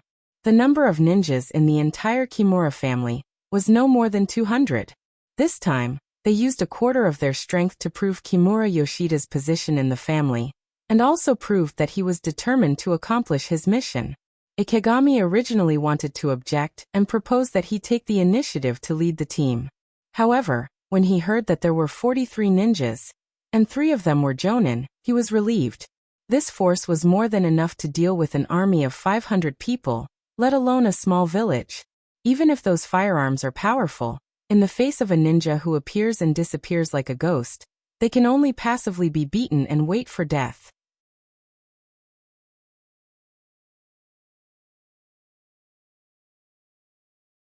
Chapter 264. At the back door of the courtyard where the Japanese diplomatic mission was staying, the waiter who came to deliver their meals as usual was suddenly asked to serve more than a dozen jars of high-concentration wine. This sudden situation was quickly sent to the secret agents of the Security Bureau, who then sent it to Director Yang-san. Then it was sent to the most confidential study in the inner courtyard of the Yang Manor. More than a dozen jugs of high-concentration wine. Hearing this sudden news, Yang Chendong fell into deep thought. In his previous life, he had fought with a lot of Japanese intelligence personnel, including some high-level ninjas. At that time, he naturally saw a lot of information about them, and one of them was that as a real ninja, they needed a lot of high-concentration wine before making a move. First, it was used to boost their courage before killing, and second, it was used to clean the ninja sword. In the eyes of a real ninja, the ninja sword was like a second life, and was extremely sacred. Before using the sword, it was necessary to wipe it clean. This was originally a custom, and also a kind of respect. If it was just ordinary wine, even if the amount was a little bit more, it wouldn't be a problem because there were many explanations, and it didn't necessarily mean that they wanted to do something. But to ask for so much high-concentration wine, it was almost beyond the limit of human drinking. Under such circumstances, Yang Chendong couldn't help but think about it. In his mind, some of the history of ninjas came to mind. It seems that at this time, ninjas were very popular in Japan, and even many big families would train and cultivate ninjas from childhood. Such ninjas were loyal enough, and there was no need to worry about betrayal. So, is it possible that the Kimura family also sent ninjas? It has to be said that Yang Chendong's mind was really smart. And just from this small matter he thought of a lot of possibilities. Tiger's mane. Don't make a move on Junko and Kobayashi. Let them go. We just need to follow from a distance. I think it may be very lively tonight. Yes, young master. When Tiger's mane heard the word lively, the blood in his body spurted out, and he was afraid that if he didn't make a move for a long time, his bones would slowly solidify. Tiger's mane went to make the arrangements. According to the young master's instructions, they couldn't bring too many people, but they had to be elite. As soon as he left, Yang Chendong turned and walked into the inner room of the study. Usually without his permission, even Hu Yen and Tiger's mane were not allowed to enter. It could be said that this was his absolute private territory. As soon as Yang Chendong entered, he turned around and disappeared, entering the large warehouse. Don't fight a battle you have no confidence in. It was often easy for big shots to fail in small gutters. In order to prevent such a thing from happening to himself, Yang Chendong would not have any thoughts of underestimating the enemy. Since he suspects that the other side may have ninjas, he has to make some preparations in advance just in case. Compared to the ninjas who have been treated as death warriors since childhood, his life is really different. Junko knew nothing about the measures Kimura Yoshida might take. She only knew that this person appeared in the capital of the great Ming Dynasty, and she was no longer safe here. She didn't even tell Yang Chendong that the Kimura family raised ninjas, because she was afraid that the more she said, the more flaws she would leave, and eventually lead to the suspicion of the other side. After all, Yang Chendong was too tall in her heart, and too smart, even to the point of almost reaching the point of omnipotence. In the face of such a person, she had to be careful every time she said a word. After a seemingly long wait, it finally came to night. When the sky was completely dark, the people of the Yang village and the academy had dinner and entered the sleep mode. Kobayashi appeared in Junko's room like a ghost. Ah, Kobayashi, you are here. Did anyone notice you? Seeing Kobayashi suddenly appear in her room, Junko was surprised at first, and then asked with concern. Your Highness, don't worry, no one noticed me. I have been here for so long, and they no longer pay attention to me. Also, I have found a way to leave the village. There is a loophole when they change the defense. As long as we seize the right time, we can leave without anyone noticing. Kobayashi said confidently. But what he didn't know was that the so-called loophole was left by Yang Chendong early in the morning. He knew that no defense could be 100% safe, so he deliberately left an obvious loophole. Instead of letting the opponent deliberately find the loophole, it was better to directly give him a ready-made one, so that the opponent would not have other ideas. Although Junko was smart, she knew too little about these military matters, so she chose to completely trust Kobayashi. Well, Kobayashi, then let's leave. Yes, Your Highness, please follow me. In a while, in order to increase our speed, Kobayashi may have to do something outside the rules. When saying these words, Kobayashi's face instinctively turned red. The so-called violation of the rules naturally referred to some necessary physical contact between the two of them. In order to leave here, Junko didn't care so much and immediately nodded. Well, I will listen to Kobayashi's arrangement. After the agreement, the two people appeared in the dark like two leopard cats, and then passed through several courtyards. Sometimes Kobayashi reached out and held Junko's slender waist, and ran quickly with her. In this way, after about a quarter of an hour, the two people walked out of the outer courtyard of the Yangjia village, and came to the outside desolate land. At this time, it was spring. Although there were some grass, it was not very tall, and was not enough to cover their bodies, especially at night. When the wind blew, it made Junko shiver. Princess, are you okay? When Kobayashi saw Junko's body shiver, he instinctively asked with concern. I'm fine, let's leave here quickly. Junko clenched her teeth and shook her head. She only had one thought in her mind, and that was to inform Father Emperor about Kimura Yoshida's appearance in the great Ming Dynasty. And for this purpose, it was just a little cold. What was it? In this way, the two shadows, one in front and one behind, went farther and farther away from the Yangjia village, and slowly disappeared in the open wilderness. In order to take care of Junko, Kobayashi's speed was not very fast. The two people, one in front and one behind, used half an hour to walk 10 miles, but even so, Junko's legs were already as heavy as iron lead. This was because she was running with the students in the academy, and if there was no real training, she was afraid that she would not be able to persist until now. Princess, do we need to take a rest? Looking at Junko's painful face, Kobayashi asked nervously. It's okay, I can still persist. Although cold and tired all over her body, the stubborn Junko still refused Kobayashi's kindness. But just as she said this, suddenly a big hand covered her small cherry mouth, and she was caught off guard and was firmly pressed. After feeling that her mouth was tightly blocked, Junko's eyes showed extreme panic. Looking carefully, she found that the person who pressed her mouth was actually Kobayashi, and her eyes showed disbelief. She did not expect that her most trusted guard captain would dare to have any bad thoughts about her. Shoo! His right hand covered Junko's mouth, and his left index finger stretched out, and after making a shushing gesture, Kobayashi's ears perked up to listen for something. It was just that Junko did not see the situation in front of her, because she was too beautiful. She knew that this was both a strength and a weakness. The strength was that when she did something, she could do twice the result with half the effort, and it was easy to attract the favor of others. The weakness was that her appearance was given by heaven, and it was easy to attract the bad thoughts of others, so she had to be on guard.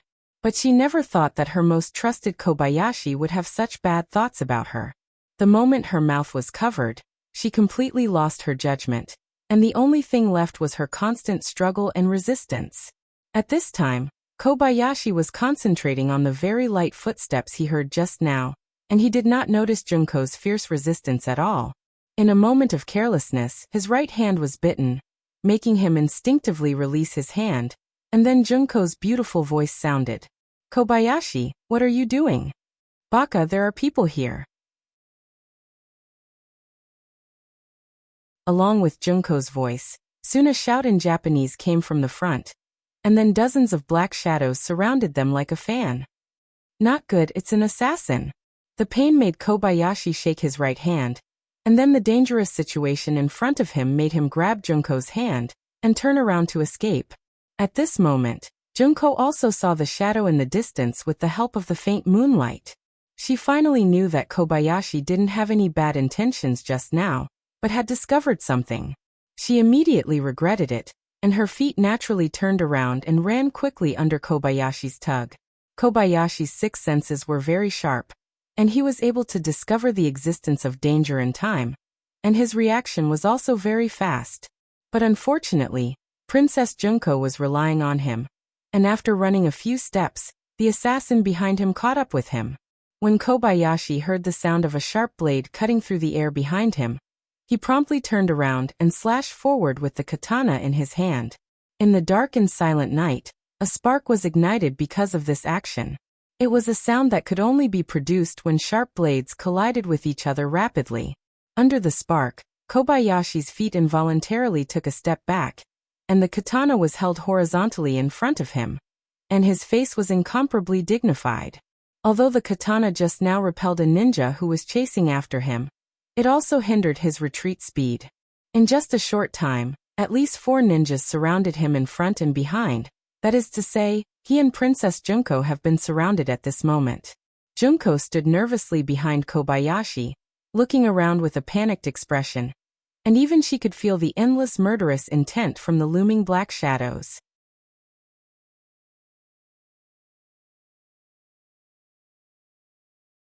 Chapter 265. Kobayashi, are we unable to escape? Junko's voice was filled with despair. Princess, don't worry. As long as Kobayashi is alive, I will never let anyone hurt you. Kobayashi didn't answer the question directly, but said with determination, well, maybe this is the will of God. Kobayashi, you don't have to worry about me. If possible, just kill your way out and tell my father the news. Junko's voice suddenly had a hint of indifference and relief. Ever since she was born, all she saw was her father sighing. From then on, she swore to herself that she would grow up quickly and help her father. After so many years, she had been working hard for this goal. But in the end, she was still a woman. Although she was beautiful, she didn't have any effect on the overall situation. Now she was finally going to die. Perhaps this was the best explanation she could give to her father. A sharp dagger suddenly appeared in Junko's right hand. This was her self-defense weapon, but at the critical moment, it was also a suicide weapon. Even if she died, she wanted to die cleanly. She couldn't let other men sully her body. Princess, don't. Seeing Junko even took out a dagger, Kobayashi's face showed a strong struggle. Kobayashi, don't say anymore. Even if I die, I won't let others have me. You don't have to worry about me. Just rush out. That way, I can die in peace. Junko seemed to want to let Kobayashi rest assured. She decided to end her life in advance. While speaking, the dagger was already moving towards her neck. The dagger was a gift from the Japanese imperial family. It was one of the tributes sent by others. Naturally, there was no problem with its sharpness. As long as she moved it towards her neck, everything would be over. At this moment, there was a trace of a smile on Junko's face. She seemed to have seen the beautiful door of heaven open, and the angel was waving to her. Bang! Just as the dagger was about to reach his neck, when the distance was less than 10 centimeters, a crisp gunshot rang out. It was so crisp and ear-splitting in this silent night. After the gunshot, the dagger was directly hit. The powerful impact directly shook Junko's right hand, and the dagger naturally fell to the ground. You are my people. This young master didn't agree, so you can't die. Along with the gunshot, a masculine voice sounded, and from the direction of the voice, a group of mercenaries holding torches appeared behind Junko and Kobayashi. It's the East Commander. Upon hearing this voice and seeing this scene, Kobayashi couldn't help but exclaim. In the past, he hated Yang Qindong very much, because this person had stolen the heart of his goddess. If it wasn't for his lack of strength, he would have assassinated Yang Qindong long ago. But now his thoughts were completely different. At this moment, Yang Qindong's appearance was undoubtedly a savior who could save his goddess from the hands of death. Even Kobayashi was so excited, let alone Junko. The dagger fell to the ground, and her palm was bleeding. All of this could no longer attract Junko's attention. There was only one sentence in her mind. You are my people. This young master didn't agree, so you can't die. What does he mean? What does he mean by I am his people? Isn't he worried about my identity as a Japanese? The other men of the great Ming Dynasty avoided her. Does he dare to face the difficulties head-on? What is he thinking? During the day, her identity was made public, and Junko's image and status in the Yang family academy fell by 1,000 miles. Those men of the great Ming Dynasty who used to pursue her all expressed that they were thousands of miles away from her, which made Junko very sad. It also made her understand that with her identity, she could only marry the great Ming Dynasty's royal family as a concubine and become a dispensable vase. But it was absolutely impossible for her to live with a man of the great Ming Dynasty. Not for anything else, but because she was a Japanese. At that time, under the relatively backward and feudal thinking, no man of the great Ming Dynasty would dare to marry her. It was because she couldn't see any hope and knew that Kimura Yoshida was coming that she made the decision to leave the Yang family village. Although she was very happy living here, she would never belong here. But when she was disheartened, Yang Qindong said that she was his people, which made her originally dead heart burn again, as if she saw a new hope. At this moment, Junko's heart was in a mess. At this moment of life and death, she was stunned, as if she didn't know that she was on the verge of death. A gunshot broke the silence of the night, and made the ninjas on the opposite side vigilant. Rush over and kill them. One of the 3 high-level ninjas suddenly shouted in Japanese. And then dozens of black shadows quickly approached, rushing straight toward Yang Qindong and the others. Shoot at will. Tiger's Mane, who was leading the team, saw the black shadows quickly approaching and decisively gave the order to attack. Following this voice, the sound of gunfire could be heard, drawing out a bright meteor as it rushed forward. Kobayashi, protect Miss Junko. Yang Qindong also shouted, and the pistol in his right hand shot a bright bullet forward. Kobayashi was shouted and immediately threw Junko to the ground, so that she wouldn't be disturbed by the stray bullets. As he fell to the ground, he looked up and saw the ninjas in black getting hit by bullets one after another. Blood splattered everywhere as they fell to the ground and died. This was the first time that Kobayashi saw the power of advanced firearms at such a close distance. When he saw that the ninjas, who were known as ghosts and ghosts, were so vulnerable, there was only panic and shock in his eyes. He suddenly felt that all the martial arts he had painstakingly learned in the past were useless. In the face of such an advanced and accurate firearm, it seemed that no matter how strong one's martial arts were, it would be useless. Baka, rush over and kill them in close combat.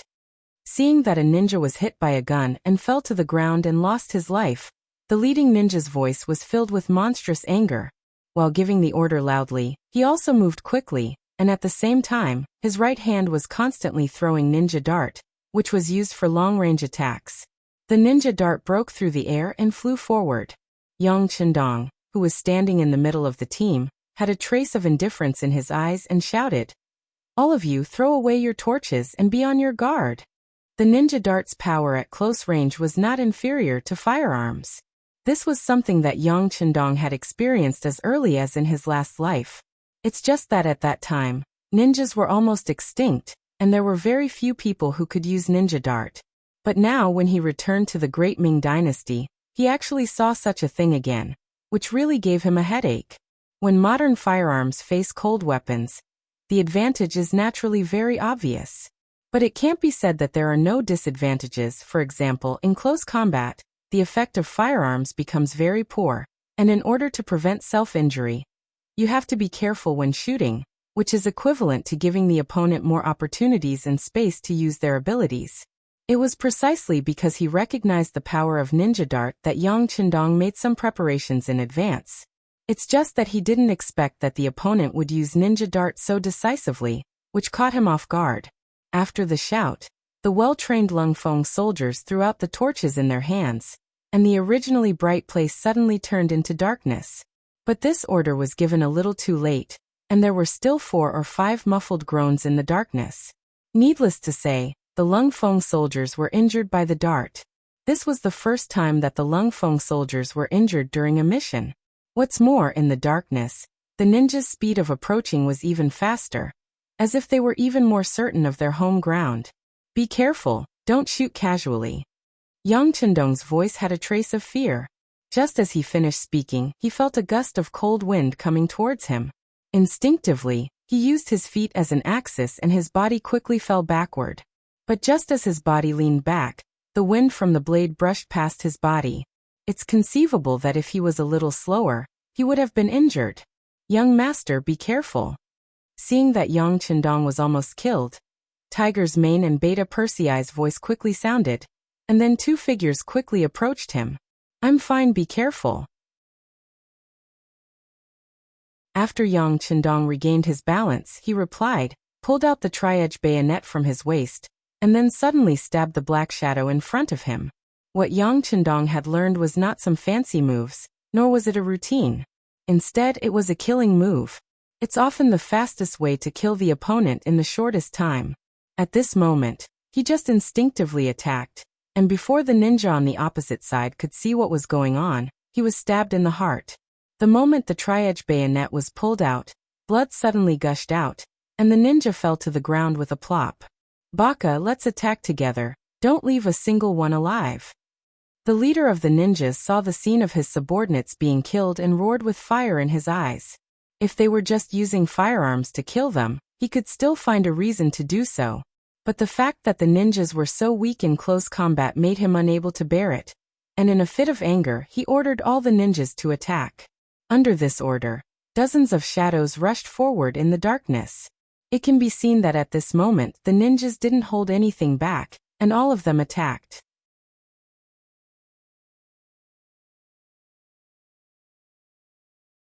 Chapter 266. Good timing. Seeing that the number of enemies had increased, Yang Chendong wasn't anxious, instead he was happy. He seemed to have been waiting for this moment. Tiger's Mane, use the flash bomb. As soon as the words fell, a dazzling pure white light flew into the air, and then the entire area was illuminated as if it was daytime. The sudden appearance of this light in the dark caught everyone off guard. The ninjas who were rushing over didn't even have time to react to what happened. They only saw the light in front of them, and in an instant, they had a feeling of blindness. It was at this time Qiuvi's first guard team emerged from the layers of protection of Lung Feng. When they appeared, each of them held a 9mm assault rifle. The Type 95-5. 8mm light machine gun is the light machine gun of the Type 95 squad gun family. It and the Type 95 automatic rifle form the squad gun family, and now it is gradually being equipped to the Army. The automatic parts of the gun family are all universal, and a large proportion of the parts are universal between rifles and light machine guns. The gun uses a holdless structure. The automatic mode is pneumatic type, and the head rotates and locks. It can fire single and continuous shots. The ammunition is supplied with 30 rounds of plastic magazine and 75 rounds of rapid reloading drum. The mechanical aiming device is a keyhole type. It is equipped with a muzzle device to reduce noise and flame. Caliber, 5.8mm, muzzle speed, 970 meters per second, gun weight, 3.95 kilograms, gun length, 840 millimeters, bullet capacity, 75, effective range, 600 m. The gun weighs 3.95 kilograms excluding the drum. The gun is 0.84 m long, the effective range is 600 m, and the gun is supplied with 75 rounds of ammunition. This is the killing weapon that Yang Chendong prepared after entering Daikara. As everyone knows, ninjas have always been very fast. They are so fast that when they run, they can burst out the limit of the human body, and they can even create afterimages. Facing this kind of speed, it is very difficult to catch them just by relying on the Type 95 single shot. The flash bomb's element of surprise can indeed provide a suitable opportunity for Lung Feng to make his move. But if he doesn't grasp it well, this kind of opportunity will be wasted. The enemy will be prepared, and it will be even more difficult to achieve the element of surprise. Yang Chendong was thinking about how to seize the opportunity when there was one. Therefore, Class 95's machine gun was brought out. It had 75 bullets and a firing speed of nearly 1,000 meters per second. Very few people could survive such a firearm. Therefore, the on-duty machine gun was taken out, and along with the sound of gunfire, a series of continuous gunshots rang out. The oncoming ninjas in black clothes were like wheat fields blown by a strong wind, like chives cut by a sharp knife, crazily falling to the ground. The instant they fell to the ground, blood burst out from their bodies. In the end, each and every one of them fell to the ground with an unwilling expression. Genin and Chunin were caught off guard. None of them were spared. They became live targets and were shot to death. On the other hand, the three Jonins reacted very quickly, and because they were hiding behind the other ninjas, when facing the machine gun fire, only one of them was hit and fell to the ground and died. The other two were lucky enough to survive, and at the same time, they rushed to Yang Chendong's location. This time, they came to receive two missions. The first was to snatch the princess Kohara Junko. The second was to kill Yang Chendong, the Duke of Loyalty. Being surrounded by so many people, it was impossible to snatch the princess away. They could only try their best to complete the second mission, which was to kill Yang Chendong. Even if they died, it would be worth it. Kid, you're courting death. Seeing that the ninjas were still unwilling to give up, and wanted to threaten the young master, Tiger's Mane and Beta Persei shouted respectively and faced the two ninjas. With them here, they would never allow anyone to harm the young master. Hu Meng took a few large steps forward and blocked a superior ninja. He pulled out the Ben Edge Army Thorn from his body, and faced the ninja blade that also seemed to be sharp. The moment the two of them met, the sound of metal clashing could be heard. The other members of the Cold Front could only see dazzling lights and shadows. On the other side, Beta Persei also blocked another Jonin with his strong and tall body. It's just that he was not used to using weapons. When facing the sharp ninja's sword, he could only take step by step back and look for the opponent's flaws to counterattack. After retreating 5 steps, Young Air stretched out his long arm, wanting to take advantage of his long body to snatch the ninja sword from his opponent. But at this time, the situation suddenly changed. The Jonin who was in front of him suddenly disappeared without a trace. Ninjas were very fast, and this was the first time Young Air came into contact with them. So when he found that his opponent was gone, he had a bad feeling in his heart, and the first thing he did was to look at his young master's position. and the worrying scene was playing out. The Jonin who had just disappeared had already come in front of Yang Qindong and handed the ninja's sword forward. The blade with a cold intent went straight to Yang Qindong's chest. It was so fast that many people only saw the shadow of the blade. Looking at this scene, Junko was so scared that she almost fainted and shouted, "No!" After that, her whole body staggered backward. Fortunately, Kobayashi had been paying attention to her and reached out to support her in time. She didn't fall to the ground and suffer any injuries. As for Yang Qindong, the sudden appearance of the blade went straight to his chest. His eyes suddenly narrowed, and then at the same time, his body in an incredible way suddenly moved to the side, letting the tip of the ninja's sword brush past his clothes. If this scene was recorded, it would be surprising to find that the tip of the sword was only a millimeter away from Yang Qindong's clothes. After his body suddenly moved to the side and avoided the attack of the sword, Yang Qindong didn't even look at it and kicked it vigorously. This kick almost burst out with 80% of Yang Qindong's strength. This blow accurately kicked the blade of the ninja's sword. The powerful force made the ninja's arm numb, and then the ninja's sword was kicked into the air. Without a weapon in his hand, the ninja's momentum couldn't help but weaken. At this moment, Beta Persei finally arrived. He roared and rushed over. Then without any scruples, he used his huge body to hit the ninja's body. Bang! Under the powerful impact, the ninja's flexible but thin body flew upside down like a kite with a broken string. As he flew backwards, he spat out a mouthful of blood that splattered all over the ground. His body also turned into an arc and heavily fell to the ground. Young master, Beta Persei is guilty. His nearly 2-meter-tall body fell to the ground with a plop, kneeling in front of Yang Qindong, causing the ground to tremble as if it had been greatly shaken. Dong Shui, are you okay? Seeing that the situation seemed to be stable, Junko also broke away from Kobayashi's protection and hurriedly ran to Yang Qindong, then asked with concern, "I'm fine." Yang Qindong looked at Junko's bright and beautiful eyes and said, but just after he finished speaking, his eyes suddenly revealed a murderous aura, and then his body suddenly rotated, picking up Junko and dancing in the air.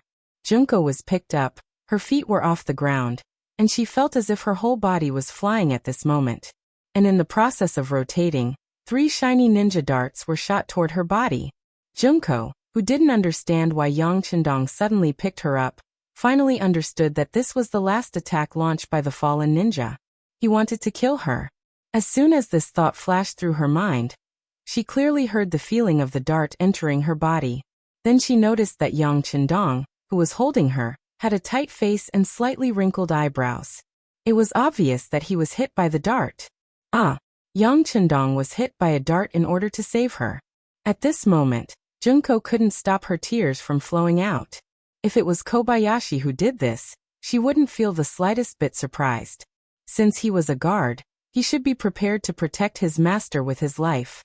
But the one who saved her was Yang Qindong, so she was moved to tears. He was the Dong Shui. He was the loyal and courageous Duke of the Great Ming Dynasty. He was the youngest noble in the Great Ming Dynasty, and also a newly risen noble. He had an uncountable amount of wealth, loyal and powerful subordinates, for beautiful wives who were loved by everyone. And why did he save her? He still had a great youth, he still had a bright future, and he didn't even have a descendant until now. How could he? As the princess of the Japanese royal family, she knows a lot about ninjas, even if she doesn't know them very well. Most of the ninja darts were stained with poison. Once thrown out, it would enter the body. Unless the antidote could be immediately obtained, otherwise it would be a dead end. This was also the reason why ninjas were feared. Under normal circumstances, ninjas would complete certain death missions, and it was absolutely impossible for them to carry the antidote with them. In other words, Yang Qindong was hit by a ninja dart, and it was very likely that he wouldn't be able to survive. Junko's face was full of worry. After Yang Qindong's body trembled, he put her down. Immediately, Junko's shout rang in his ears. "No, you can't die. It's not worth it for you to do this for me." Junko, who was crying like a pear blossom, tightly hugged Yang Qindong's waist. She looked really pitiful. "It's a life, why isn't it worth it?" Yang Chendong looked at Junko's crying face and reached out his right hand to gently wipe her tears. It's just not worth it. I'm just a woman, and you have a great future. It's not worth sacrificing you to save you. Junko continued to cry.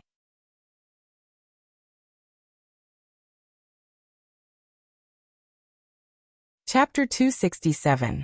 No. You are not a woman. You are a very beautiful woman. A woman who can make people's hearts beat. Yang Chendong looked at Junko's big eyes and said softly, You like me? Junko suddenly understood something and looked at Yang Chendong with a hint of gentleness. Yes, do you like me? Yang Chendong bravely admitted, then looked at Junko and asked seriously. In Yang Chendong's eyes, Junko was not only cute and beautiful, but also had a tenacious character that deeply attracted him. Especially when he knew that this woman learned a lot of knowledge and suffered a lot of unimaginable pain in order to strengthen the Japanese royal family, he felt even more distressed. Such a beautiful girl should be protected, instead of fighting like a man, or even risking her life. Junko didn't know how to answer for a moment, and her eyes flashed with a hint of panic. She was taught from a young age that she couldn't easily like a person, because she had a very important mission. And before she completed her mission, she couldn't easily say the word love. Seeing that Junko was avoiding something, Yang Chendong knew that she still had a psychological barrier, and if he couldn't take this opportunity to break through, it would be even more difficult to make her reveal her true feelings next time. For this reason, he continued to ask, What's wrong? Even now, can't you tell me the truth? I like you too. After being reminded, Junko suddenly remembered that Yang Chendong had been poisoned by the ninja dart, and perhaps he wouldn't be able to live happily. At this time, what was the point of confessing her true feelings to him? I like you too. Finally, Junko's psychological barrier was broken under this special circumstance. She said to Yang Chendong, I like you, and I have liked you since a long time ago. Even if you have other women, I am willing to be one of them, but, alright, that's enough. Hearing Junko's confession, Yang Chendong nodded with satisfaction. He then released his hand from Junko's slender waist, turned around and walked towards the jonin who was groaning on the ground. Yang Chendong walked in front of the jonin, and a handgun appeared in his hand. With a slight movement of his right index finger, a gunshot was heard, and a bloody hole appeared in between the jonin's eyebrows. Blood was flowing out nonstop.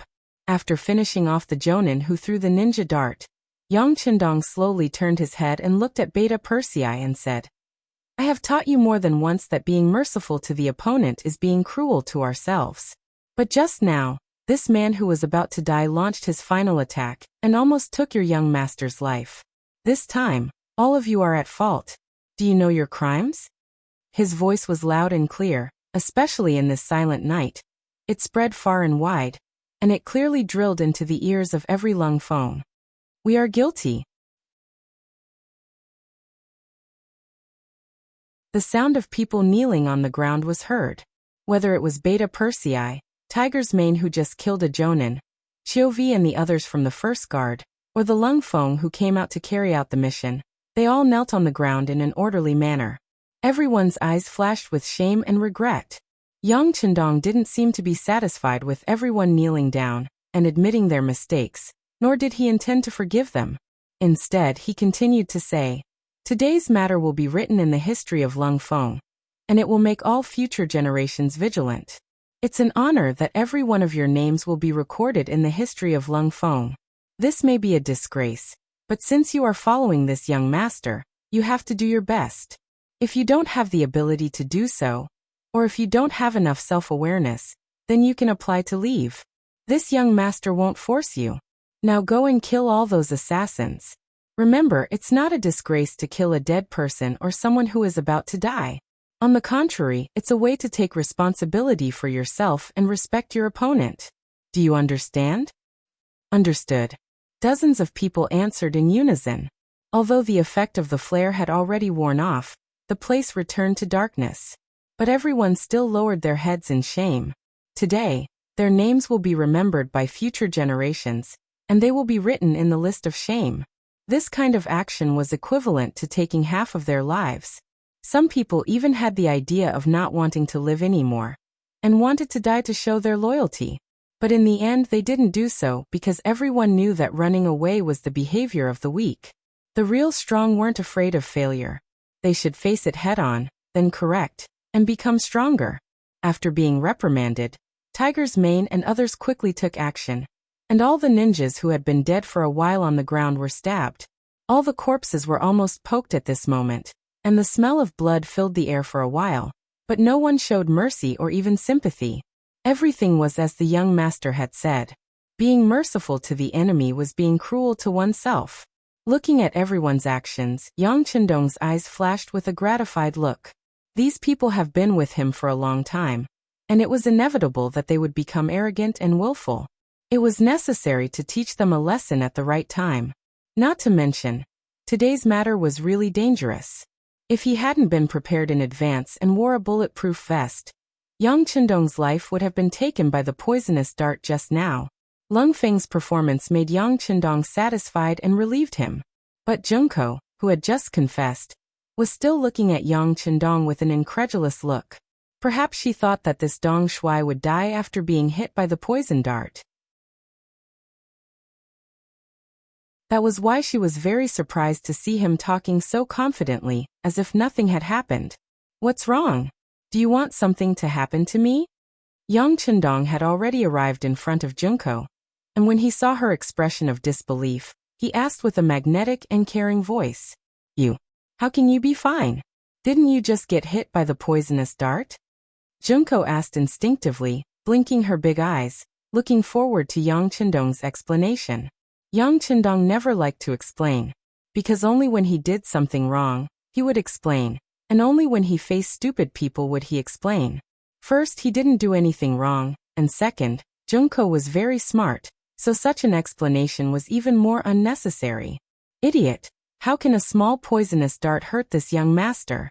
You should have heard of my legend. I am the god of war, invincible. But why did you suddenly leave Yang village without even saying goodbye? Do you know, if I didn't find out that you were gone and brought people here in time, I'm afraid you would be dead now. While talking, Yang Chendong slowly approached. When the distance between them was less than an arm's length, he squatted down slightly, stretched out his hands, and abruptly lifted Junko up into the air. Her body suddenly left the ground. This change surprised Junko, who was still in the state of thinking. From childhood to adulthood, the only one who dared to do this to her was her father. Now being carried by Yang Chendong, who was only a few years older than her and was also young, it would be strange if she didn't shout in surprise. Just as she shouted, before she could do anything to struggle, Yang Chendong's caring voice sounded in her ears. It's so cold, but you're still wearing so little. Aren't you afraid of getting sick? All right, my embrace is still warm. Now you just have to stay in there obediently. As soon as he finished speaking, Yang Chendong took large strides and turned around, heading in the direction of the Yang family manor. On both sides of him were Captain Xiuvi and the members of the First Guard Squad. Such a scene, such an atmosphere, made Junko, who originally wanted to struggle, forget everything. Because Yang Chendong's arms were so warm that she couldn't bear to leave. More importantly, she found that she actually liked this feeling, this temperature, this breath. Junko didn't make any struggle, letting Yang Chendong carry her to Yang village. Kobayashi, who was behind her, didn't have such good treatment. Beta Persei strode in front of him with a fierce face. Do you want to walk on your own, or do you want me to carry you? I'll walk on my own. Kobayashi felt the strong anger coming from Beta Persei's body. He had already experienced this person's power, so he was really afraid. He was really afraid that if he answered a little slower, the other party would heavily injure him, and then carry him back to Yang village. In that case, even if he was lucky enough to not die, he would probably lose a layer of skin. Tiger's mane and the Lung Feng stayed behind to clean up the battlefield. This was also something that the elite Lung Feng were very good at. Soon, a big pit appeared, and the bodies of the 43 ninjas were buried in the ground. When the soil was finally covered, after a night of cold wind, it would be difficult to find this place. After only half an hour, the originally lively place became quiet again. When the wind blew, the place returned to the silence of the night. The Japanese diplomatic mission in the capital. The sky was almost bright, but there was still no news. Kimura Yoshida was furious. He raised his hand and slapped Captain Qishang's face. He roared angrily. What the hell is going on? Why did you send so many people, but none of them came back? Give me an explanation. Yes. Qishang lowered his head and answered, but his face showed that he was very wronged. This was Kimura's plan, and he was the one who sent the ninjas. Now he was asked to explain. What could he say? What could he explain? Investigate, send someone to investigate. I want to know where these people went. I want to know if Yang Village still exists. Kimura Yoshida's angry voice continued to sound. Qishang left the room as if he had been granted amnesty, and then a large number of people were sent out. As soon as the gate opened, they would go out of the city to investigate and inquire about the news. For the matter of 43 ninjas disappearing without any reason, even Ikigami was very curious.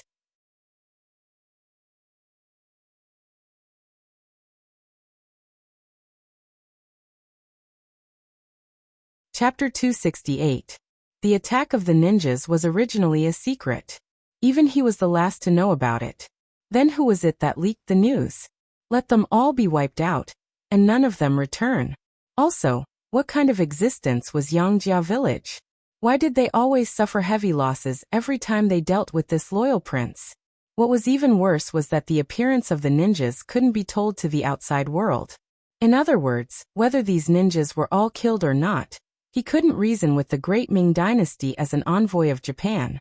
After arranging for Qishang to investigate the disappearance of the ninjas, Kimura Yoshida went straight to the Ministry of Rights in a palanquin.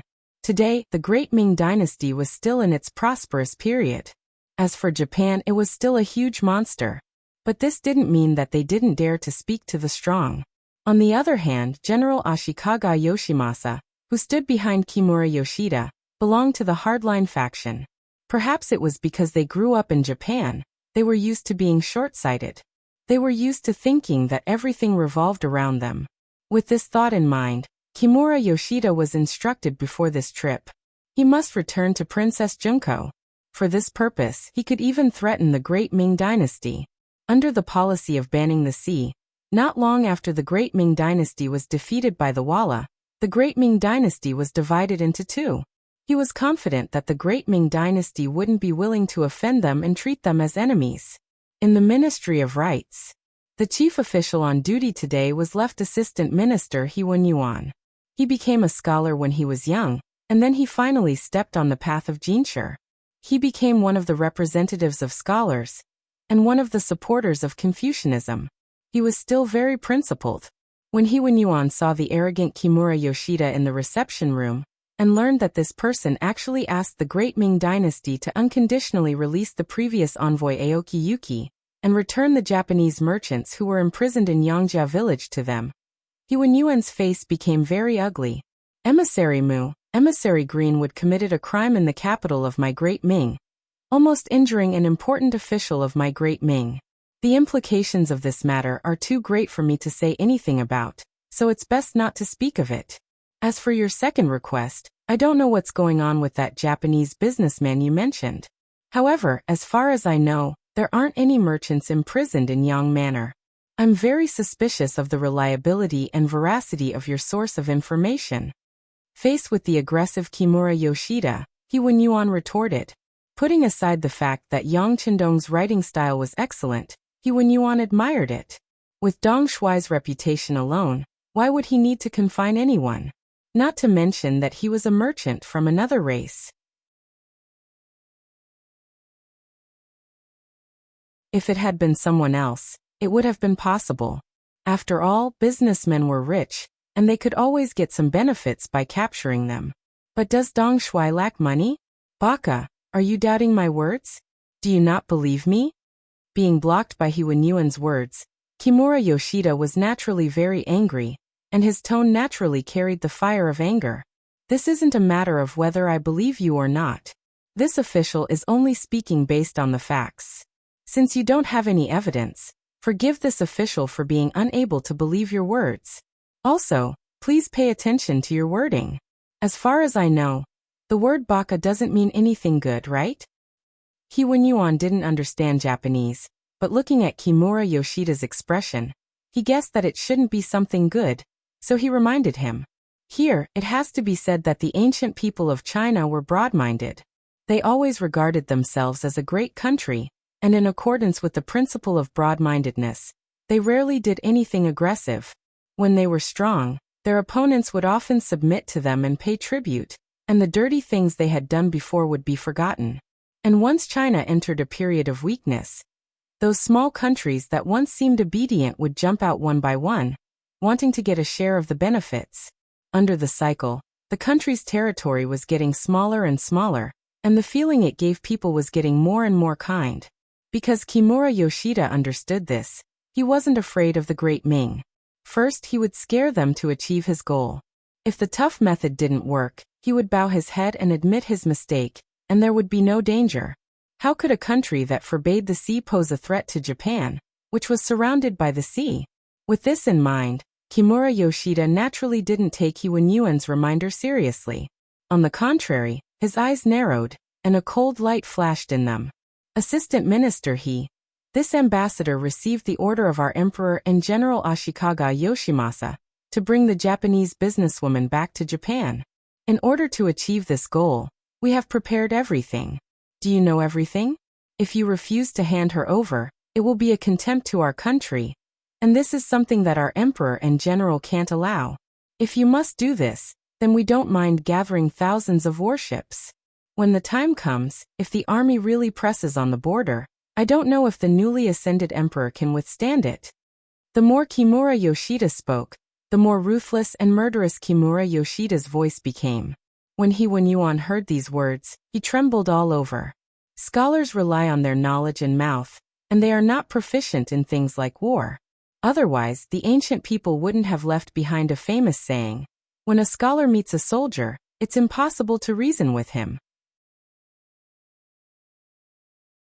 Kimura Yoshida suddenly said that they might declare war on the Great Ming because of this matter, which made He Wenyuan realize the importance of this matter. At this moment, this matter was not something he could handle. After a moment of hesitation, he replied, "All right, I understand your request. I will report this matter to our emperor. At the very least, I'll have to ask the envoy to wait for 2 days to see what the outcome will be." Seeing that the threat seemed to be effective, Kimura Yoshida nodded happily. "All right, this envoy will wait for news from your country, but please hurry. After all, this envoy has a good temper, but it doesn't mean that our emperor and general have the same temper." The meeting was over. Kimura Yoshida left the Ministry of Rights Yamen with a smug look on his face. Soon He Wenyuan's sedan also left the Yamen, and went straight to Minister Hu Zhao's residence. He Wenyuan's sudden visit made Hu Zhao, who was resting at home, change into an official's robe and receive the guest in the main hall. Needless to say, Hu Zhao could feel that something big must have happened for the left assistant minister to come in such a hurry.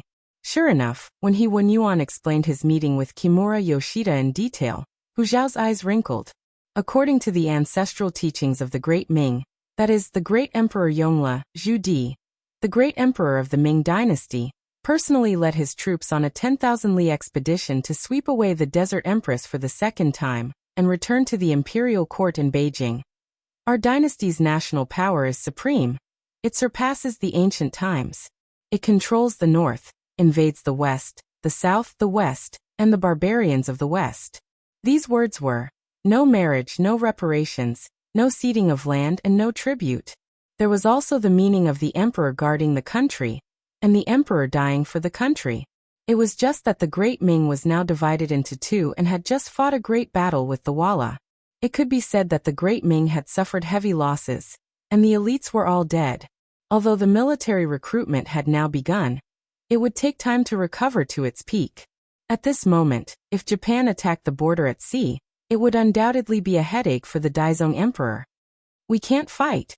Hu Zhao hesitated for a moment before giving an answer that was close to the bottom line. This answer was not different from He Wenyuan's. He also did not want to have any friction with Japan. If he backed down, he would have to agree to the other party's demands and conditions. Since this matter involved the Duke of Loyalty and Courage, he was powerless to do anything about it. Therefore, he explained, "Minister, No matter what, since this matter has happened, we should first report it to the emperor and inform the Duke of Loyalty and Courage. In the end, this was He Wenyuan's real intention. Using the opportunity of reporting to the emperor, he expressed a certain amount of goodwill to Yang Qindong. Naturally, this favor would not be small. That's right. Hu Xiao had been an official for many years, so how could he not understand? He immediately understood and nodded with a smile. I will go to the palace to meet the emperor, and send someone to inform the Duke of Loyalty. Minister He, please go back first. The Ministry of Rights still needs someone to be on duty. Yes, Minister. Since he had sent out his goodwill, He Wenyuan naturally should also leave. After the two of them greeted each other, they went their separate ways. Imperial Palace Main Hall. Hu Xiao was standing in front of the Daizong Emperor, Zhu Qiyu, and recounted everything that He Wenyuan had reported. After he finished speaking, he quickly closed his mouth. The emperor needed time to think, and as an official, he only needed to report the matter. As for how to deal with it, it would be up to the emperor to decide. How dare you?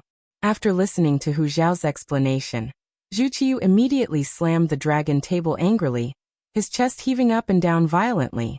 It was obvious that he was extremely angry at this moment. No matter what, the blood of the Zhu family still flowed in his body, so he still had some courage. When the Great Ming Dynasty was at its peak, Japan, modern-day Japan, was one of the Great Ming Dynasty's vassal states, and also one of the non-conquering states. When were they not obedient children in front of the Great Ming Dynasty? Only a few years had passed, so how could they have the courage to clamor? At this moment, Zhu Qiyu really wanted to lift the ban on the sea in anger. He believed that with the Great Ming Dynasty's national strength, they would be able to become one of the overlords of the sea again in a few years. At that time, Japan would always be under the attack of the Great Ming Dynasty. However, this thought was just a moment of anger, and he quickly calmed his anger. It was not because of anything else, but because the new army had just been established, the firearms battalion had been rebuilt, and new firearms were also being developed. All of these required a lot of manpower and material resources. As a result, he did not have the ability to do other things.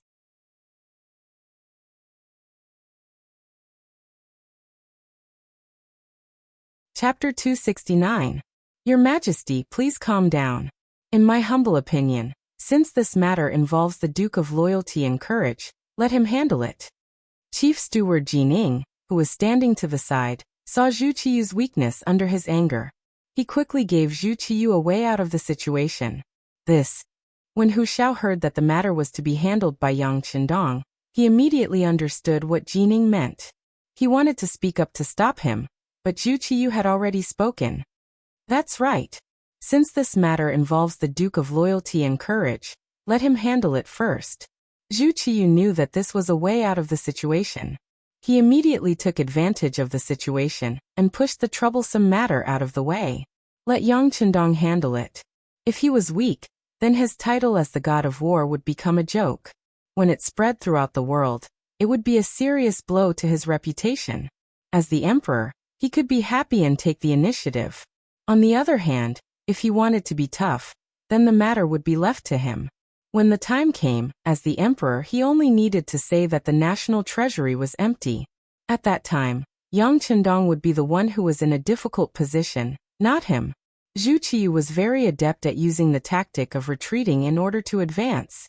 While Jining praised the emperor's wisdom, he sneered in his heart. He wanted to see how Yang Qindong would solve this problem this time. When he had defeated Walla, he had relied on advanced firearms. But Japan was far away at sea. Without a large warship, what could he do? How could he create a storm with one turn of the hand? Jining was even prepared to immediately spread Kimura Yoshida's words and announce to the public that the emperor had given the authority to deal with this matter to Zhong Dangong. He wanted to use this opportunity to make things difficult for this Zhong Dangong, who didn't put him in his eyes. If Yang Qindong did not handle it well and lost the support of the people, he would have countless ways and excuses to punish him. In this way, all of Yang Qindong's assets would be flooded into the national treasury. As the one who carried out the order, he would certainly benefit greatly from it. Under Jin Ying's suggestion and Zhu Qiyu's tacit approval, Kimura Yoshida's incident quickly began to spread. It didn't take long for the cause and effect of the incident to spread all over the streets. In the Yang Chendong's manor 15 li south of the city, Yang Chendong also saw the emperor's decree. There seemed to be a tacit understanding between them. Yang Chendong was not willing to see Zhu Qiyu, and Zhu Qiyu did not seem to want to see Yang Chendong either. If there was anything, the eunuchs would come and pass on the edict. Are you trying to make things difficult for me by leaving this matter to me? Looking at the golden imperial edict on the desk, Yang Chendong smiled faintly. In the study, Junko had already dressed up and was standing beside Yang Chendong. When she came back last night, she caught a cold. Later, she fell asleep in Yang Chendong's warm embrace. When she opened her eyes again, she found that she was still in Yang Chendong's arms. With a red face, Junko struggled to get up, and then thanked Yang Chendong. Seeing that you caught a cold and hid in my arms, I didn't call you. Come, here is a bowl of ginger soup. It's still hot, drink it to get rid of the cold. Yang Chendong saw Junko struggling to get up, laughed, and reached out to hug her again. Then a bowl of hot ginger soup was delivered to Junko's mouth. From childhood to adulthood, although it could be said that Junko was used to having her clothes stretched out and food served, she was still not used to being served like this by a big man. But considering that this was Dong Shuai's kindness, she couldn't refuse. So she reached out and drank the whole bowl of ginger soup. After doing this, Junko remembered that she had just woken up, so her makeup must be messy. So she quickly went out to clean up. When she came back, before she could say a few words to Yang Chendong, Zhu Qiyu's imperial decree arrived. Junko was a very smart girl. The moment she saw the imperial decree, she thought of a lot of things. When she thought of the things she had heard before, she said with a surprised face, "Your great Ming emperor is so powerful. He clearly wants to push the trouble to you. Don't say that about our emperor." Yang Chendong smiled and reached out to touch Junko's nose, and then said, "How can I not know what the emperor means? If he didn't do this, I would have intervened." "Is it because of me?" Junko looked at Yang Chendong curiously. Taking the initiative to attract trouble, she really couldn't think of why the smart Dong Shuai would make such a choice. If there must be a reason, then it was probably because of her. After all, Kimura Yoshida wanted her, didn't he? Yes and no. Yang Chendong gave an ambiguous answer. Few people who were born in China in the future had a good impression of Japan. Most of them even had a trace of resentment in their hearts, so they were called angry youths. Unfortunately, Yang Dong in his previous life was one of them. In this life, he became Yang Chendong, but this kind of thinking didn't change at all. Yang Chendong had both love and hate for this island country. What he hated was what they had done to China, and what he loved was their positive spirit. Perhaps because of the geographical location, they clearly knew that it was not easy to live. If they wanted to live a better life, they could only obtain resources through external expansion. The environment limited their thinking, so they had to do something to the nearby China. This was something that even Yang Chendong couldn't change. And if he didn't want to see the scene of killing each other, perhaps there was a good way, that was assimilation, or a more vulgar way, annexation. As long as he annexed Japan and took it as his own, then his own people wouldn't fight with each other. In order to achieve this goal, Kimura Yoshida had to pass this hurdle, and if he used it well, he could have a legitimate reason and excuse to take the initiative to attack. This was the fundamental idea of Yang Chendong to intervene in this matter. But Junko must have thought that it was because of her, so Yang Chendong didn't need to explain anything.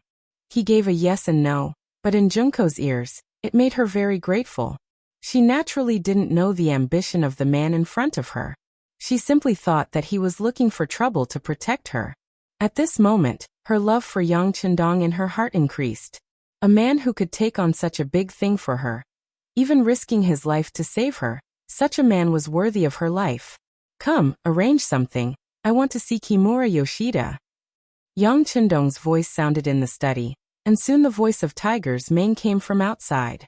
"Young master, we will arrange it." The news that Kimura Yoshida, an envoy of Japan, threatened to invade the great Ming dynasty spread like a whirlwind through the streets of the capital. For a time, Everyone was talking about this matter. In the streets and alleys, there were always people in twos and threes talking about it.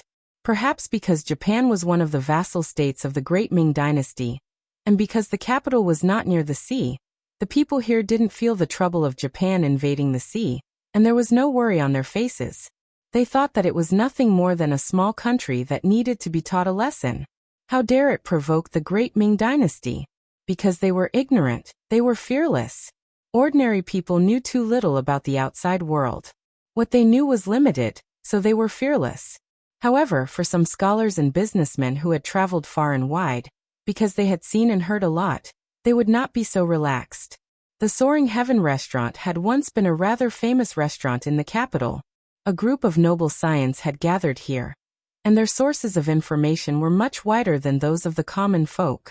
It was precisely because of this that the discussion on this issue was particularly intense. In the hall, a tall and fat young man was expressing his opinion at this moment. Around him, there were about a dozen young masters or young master in brocade robes. Just from their clothes, one could tell that these people were either rich or noble. Speaking of me, Japan has always been paying tribute to the Ming Dynasty, and is one of the tributary states to the Great Ming Dynasty. How dare they threaten the Great Ming Dynasty?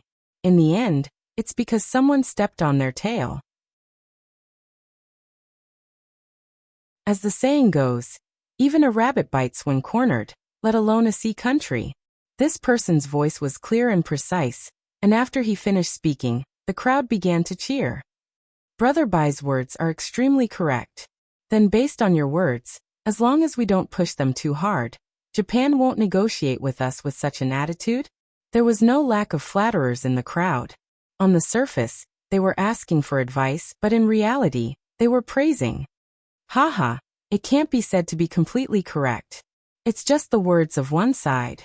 Reality should be as such. As long as we can satisfy their demands and conditions, I presume that the situation can take a turn for the better at any time. The man called Brother Bai chuckled, his face flushed red with pride and excitement. Very good. You said it yourself that it's just the words of one side. And in reality, it really isn't entirely correct. A voice suddenly rang out, resounding through the main hall of the immortal abode. This voice caused the smug Brother Bai's expression to turn extremely unsightly. Looking at the source of the voice, one could see a handsome young master in a white robe. When he saw who had spoken, Brother Bai's expression became even more gloomy. Wang Si, what do you mean by this? The person who had spoken was a student of the Yang Clan Academy, Wang Si. He was also the grandson of the current Minister of Appointments, Wang Ji. Studying in the Yang Clan Academy wasn't all about studying hard every day. There were days off. In Yang Chendong's words, this was called striking a balance between work and rest. At the same time, he also encouraged his students to delve deeper into life, into the midst of the common people, to experience the various facets of life and understand the needs of the common people.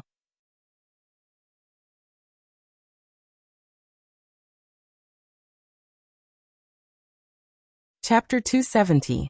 It was precisely because of this that Wang Si didn't choose to eat at the immortal abode. Instead, he went to the Flying Sky restaurant, which was much lower in quality. He wanted to experience a different environment, and different people gave him different feelings. However, he didn't expect to hear Yu Yuanbi's boisterous speech here. When he heard something that angered him, he couldn't help but retort. According to Yu Yuanbi, someone had stepped on Japan's tail. Needless to say, that person was Yang Chendong. It was because Yang Chendong had taken in Junko that Kimura Yoshida was angered. This was something that many people knew. Since someone dared to publicly criticize his teacher, how could Wang Si just stand by and do nothing? Although he was a bit older than Yang Chendong, the sixth young master of the Yang Clan's academy had already conquered everyone's hearts with his calmness and knowledge that exceeded his age. As a result, the students all considered themselves students. How could a student allow others to slander their teacher? What's more, Yu Yuanbi had a grudge against Yang Chendong. Yu Yuanbi was Yu Xiong's elder brother, and also the grandson of the Minister of Justice, Yu Shiyue. However, he was much stronger than Yu Xiong, who had failed to live up to expectations and been executed. He was already in charge of the Ministry of Justice in his 20s, and was a major 6th rank official. His grandfather, Yu Shuriyue, had contributed greatly to this. However, Yu Yuanbi himself had also lived up to expectations. His performance was outstanding. They were both descendants of influential figures, and both were young masters. Their ideals were different, and their opinions were different. As soon as they met, the smell of gunpowder would naturally fill the air. Now Yu Yuanbi was criticizing his teacher. It would be strange if Wang Xi could just swallow this anger. When Yu Yuanbi saw Wang Xi's accusation, his face became very ugly at first but soon returned to normal. He walked over with a smile and said, "I was wondering who it was. It turns out to be our editor Wang Xi." Wang Xi's previous position was Hanlin Academy editor, a 7th-level official position. "Oh, by the way, I heard that you have quit long ago. Now you are a student. Haha, you are really promising. If I remember correctly, you are only 1 year younger than me. Why are you getting worse and worse as you live?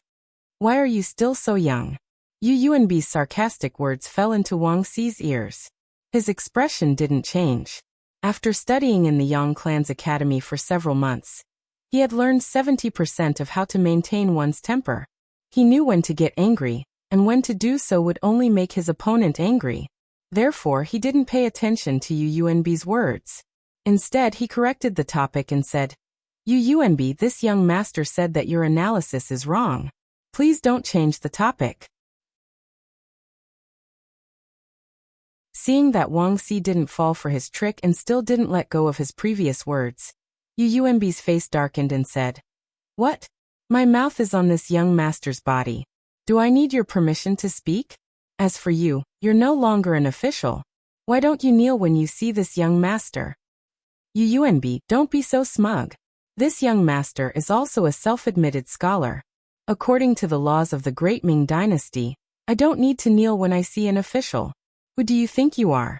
How dare you ask me to kneel?" Wang Xi's expression was normal. He wouldn't be frightened by Yu Yuanbi's words. His grandfather was the current minister of the Ministry of Personnel. He was in charge of the affairs of the officials. What kind of officials hadn't he seen before? A minor major 6th rank official couldn't scare him. Yu Yuanbi, who was refuted by Wang Xi, had an ugly expression on his face. Out of the corner of his eye, he noticed that the young masters who followed him were looking at him as if he was a joke. He felt that they were right. He was just like a clown. Yu Yuanbi, who cared a lot about his face, felt that if he didn't do something, he would be seen through in the future. He thought about how his grandfather was the minister of the Ministry of Justice. A while ago, his 3rd brother, Yu Xiong, was executed for causing trouble. This made him extremely angry. If he lost face here today, who knew how angry his grandfather would be when he found out? Yu Yuanbi suddenly became angry. He was still taller than Wang Xi. He clenched his fists and approached him step by step. "Wang Xi, we've always minded our own business. Get out of here right now, and I'll pretend that you were never here." "Impossible. Unless you admit your mistake and apologize to the Duke of Loyalty, I won't leave. I'll even announce your matter to the world, and let everyone judge what you said wrong." Wang Xi noticed Yu Yuanbi's angry expression, but he wasn't afraid at all. He didn't waste his time in the Yang family academy. He ran and trained his body every day, so he had a stronger physique than the average young master. He wasn't afraid of Yu Yuanbi, who was also a young master. "Admit your mistake? Wang Xi, I realize that after not seeing you for a few months, you haven't grown in other aspects, but your smarts have improved. Alright, then I'll show you which one is bigger, an apology or a fist." Yu Yuanbi attacked as he spoke. He swung his right fist at Wang Xi. Although the students of the academy didn't have high-intensity training like Lung Feng, their bodies were stronger than ordinary people. Wang Xi could have jumped to avoid this punch that wasn't very fast and didn't have much strength behind it. However, he didn't do so. On the contrary, he stood there motionless as if he was scared silly. He allowed the fist to land on his chest with a bang. After the punch landed, Wang Xi's body trembled involuntarily, and he took half a step back. Yu Yuanbi actually took the initiative to attack first. This scene shocked the other young masters and young master who were watching the show. They didn't have the background of these two people. Whether it was the minister of the Ministry of Appointments or the minister of the Ministry of Justice, they weren't people they could offend. For a moment, they stood there, not knowing what to do. They didn't dare to pull him back or reach out to help. Wang Xi took half a step back from the punch, but there was no sign of pain on his face.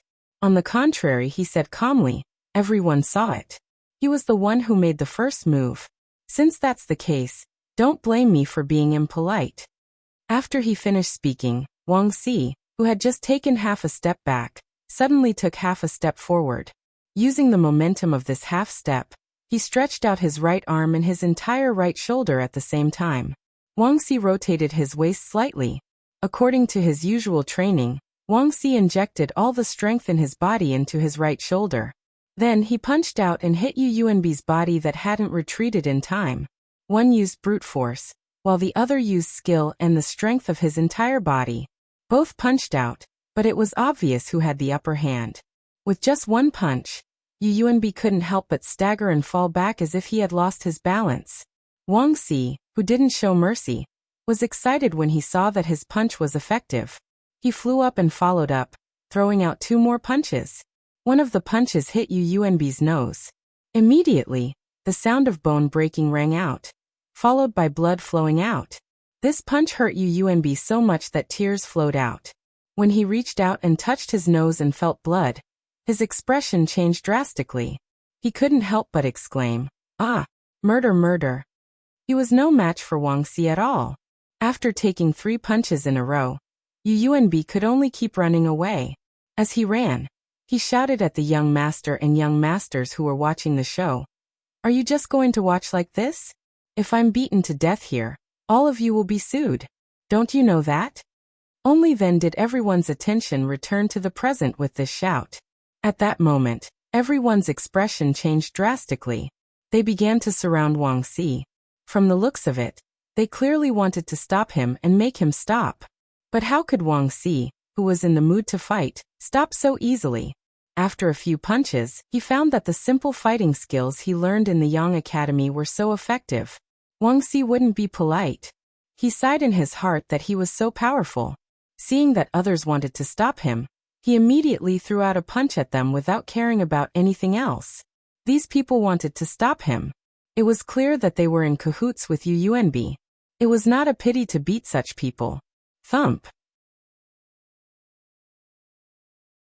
After a few more punches, 2 of the young masters who came to stop the fight fell down.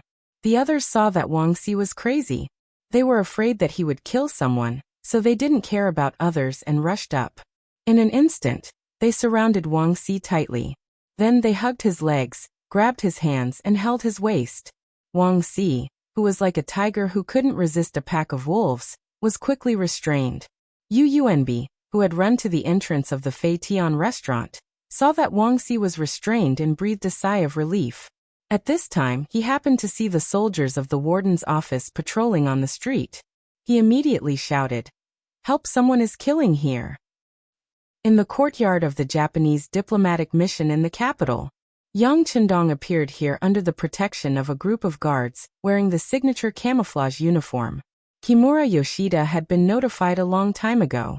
He also wanted to meet the Duke of Loyalty of the Great Ming Dynasty, who defeated the Walla's army and protected Junko.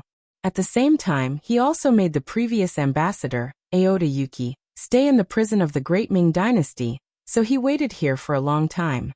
When the courtyard door opened, Kimura Yoshida didn't go out to greet Yang Chendong. He wanted to show Yang Chendong his power, and let him know that he wasn't someone to be trifled with. That way, he could take more initiative in the following conversation. The courtyard door opened, but he didn't see Kimura Yoshida coming out to greet him. Yang Chendong, who was in the luxurious carriage, didn't get out. Instead, he said to Tiger's mane outside the carriage in a very cold voice, "They are so arrogant.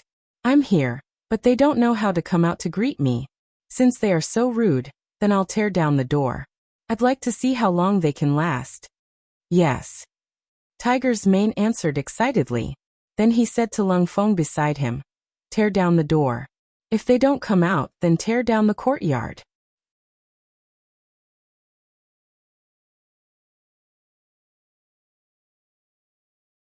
Chapter 271. Lung Feng and his brothers were all young people, and they were not afraid of making a big deal out of it. Now that they had received orders from the sixth young master, how could they be courteous? Immediately, their eyes lit up as they took out their military knives and began to tear down the door. Very soon, the sound of clanking could be heard. In the courtyard, Kimura Yoshida was still sitting in the main hall.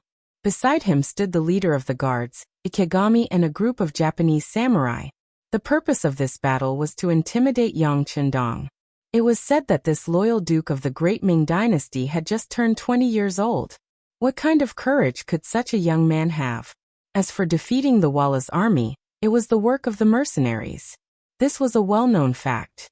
A person like him should have been scared to death when he saw such a battle. While Kimura Yoshida was still imagining what would happen to this young brave loyal guild member, a samurai suddenly rushed in with a gloomy face. Not good, not good, they are tearing down the door. What do you mean by tearing down the gate? Who are they? Kimura Yoshida was stunned when he heard the news, but soon he understood what was going on. When he heard that the other party was tearing down the gate, his anger couldn't be stopped. The gate was equivalent to a person's face. If it was really torn down, it was no different from a slap in the face. He knew that this bold and loyal princess had a temper, but he didn't expect her to be so bad-tempered. She didn't even meet him, and she gave him such a big gift. Kimura Yoshida, who had fainted, didn't feel good. He sat there and didn't make any sound, until Ikegami reminded him.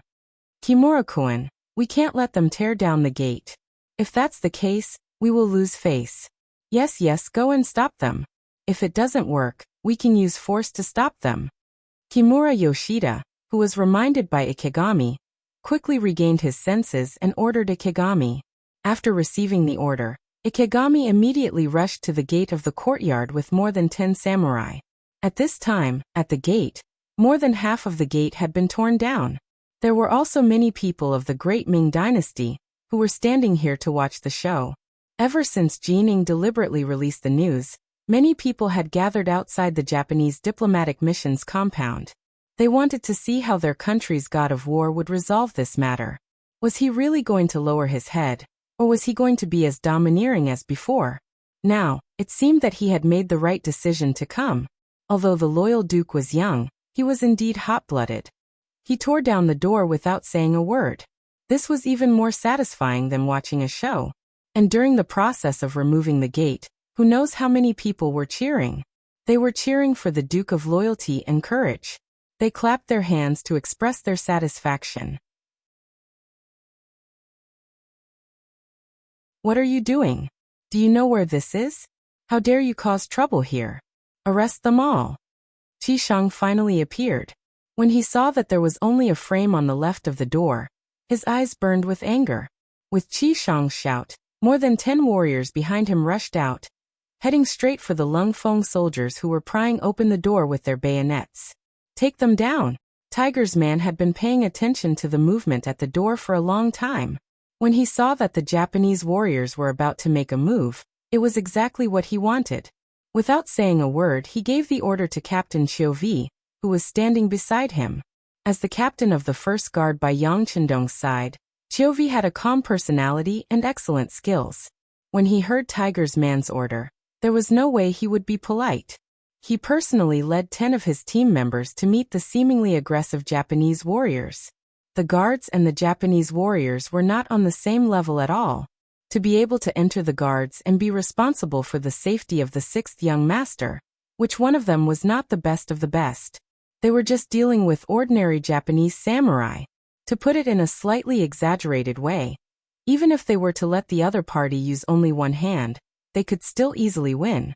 As Chiovi led his brothers to make a move, the Japanese warriors who rushed out were quickly knocked down to the ground one by one. Their important joints were hit hard, making them fall to the ground and constantly wail.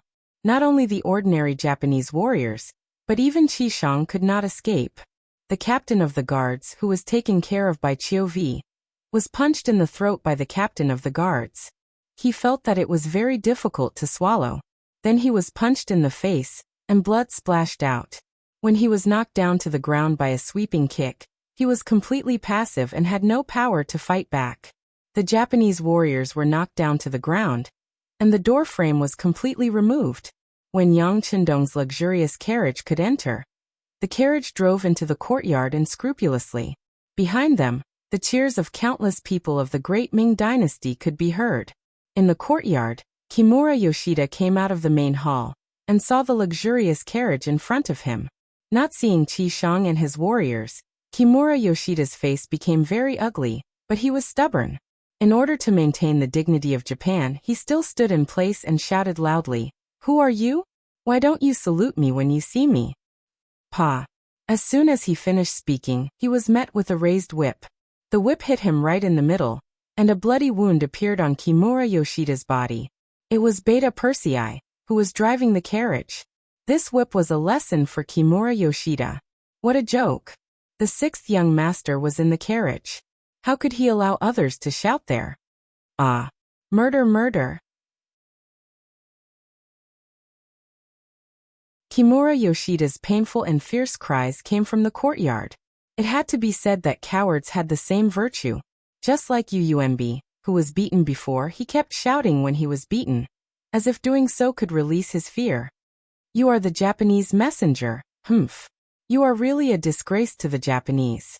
In the luxurious carriage, Yang Chendong's voice slowly came out. This voice was not very loud, but it sounded like thunder in Kimura Yoshida's ears. He remembered that this was not Japan, and he was not in his own courtyard. He was now a Japanese messenger, representing the face of Japan. At the thought of this, his expression changed again and again. What he did just now was really a disgrace to Japan. If this matter was spread back to Japan, General Ashikaga Yoshimasa would be the first to not spare him. As the representative of Japan's Bushido, General Ashikaga Yoshimasa hated timid and irresponsible people the most. As a trusted follower, he naturally knew what to do in the face of trouble. When he looked at the luxurious carriage in front of him, he couldn't help but stop. Then he tried his best to summon up his courage, raised his head and said, "I am the envoy of Japan. You can't do this to me. Otherwise it is contempt for Japan. I want to seriously protest." "What did we do to you?" Yang Chendong's energetic voice sounded from within the carriage when he heard the words that were clearly threatening in appearance but weak in heart. This was Japan. When facing the weak, they were condescending. In the face of the strong, they finally knew how to say the word of protest. Some people were like this. If they didn't feel pain, they wouldn't know how powerful you were, and they wouldn't know what fear was. After being asked by Yang Chendong, Kimura Yoshida looked surprised. Thinking that he had just been whipped and the scene of Ikegami and other samurai being beaten to the ground, he said, "You hurt the Japanese messenger and our samurai." "Nonsense. Do you think that I, the Duke, will not let my guards beat him up? Don't you know that we have a saying, 'A good dog doesn't block the way'?" Yang Chendong's voice came out of the carriage again. Being called a dog, Kimura Yoshida's face was of course not good. However, the situation was beyond his control. If he spoke rudely now, he wouldn't be able to escape from being beaten. As the saying goes, a wise man knows better than to fight when the odds are against him. He decided to endure. A gentleman's revenge is a dish best served cold. "That's enough, Mr. Zhongdan. Since you are here to negotiate, shouldn't you meet with me now? Of course, I want to see what you have to say."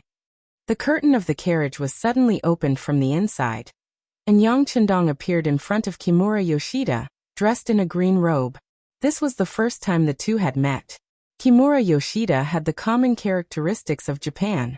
He was very short and looked a little wretched,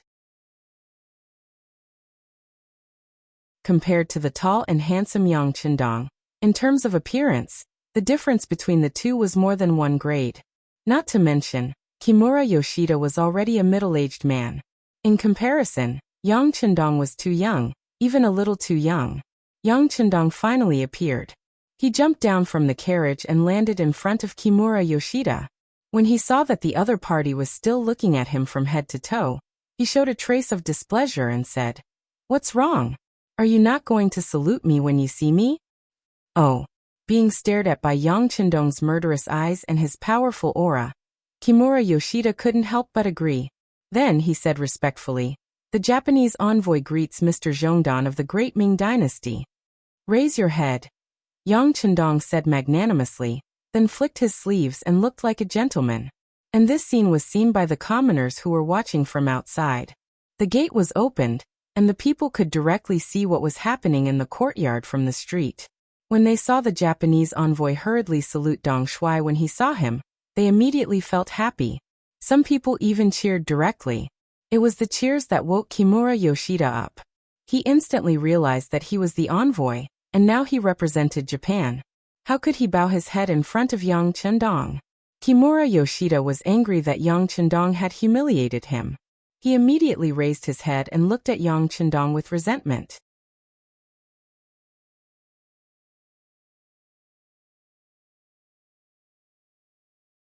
Chapter 272. However, at this time, Dong Shuai had already turned his head away. He glanced at the courtyard with interest as if nothing had happened just now. This made Kimura Yoshida have a feeling that he couldn't use his strength. However, he didn't think about why he would lower his head when Yang Chendong threatened him. This was because of his servile nature. When he was in Japan, there were too many powerful people who needed him to lower his head. This had become a habit. When Yang Chendong pressured him a little, his nature was exposed. Kimura Yoshida, who was dissatisfied, felt that he seemed to have fallen into a disadvantage from the beginning. At this moment he decided to save some face. He wanted to threaten Yang Chendong enough in the following negotiations to let him know that Japan was now very strong enough to threaten the Ming Dynasty. Loyal Duke. Kimura Yoshida raised his head and walked forward. He was about to say something, but at this time, Yang Chendong's voice sounded before him. Mr. Kimura, what do you think of the capital of the Ming Dynasty? It's very good, very majestic, and very spectacular. There are also a lot of people. Kimura Yoshida didn't know how to get to the point. After hearing Yang Chendong's words, a thought came to his mind. First, he praised Yang Chendong.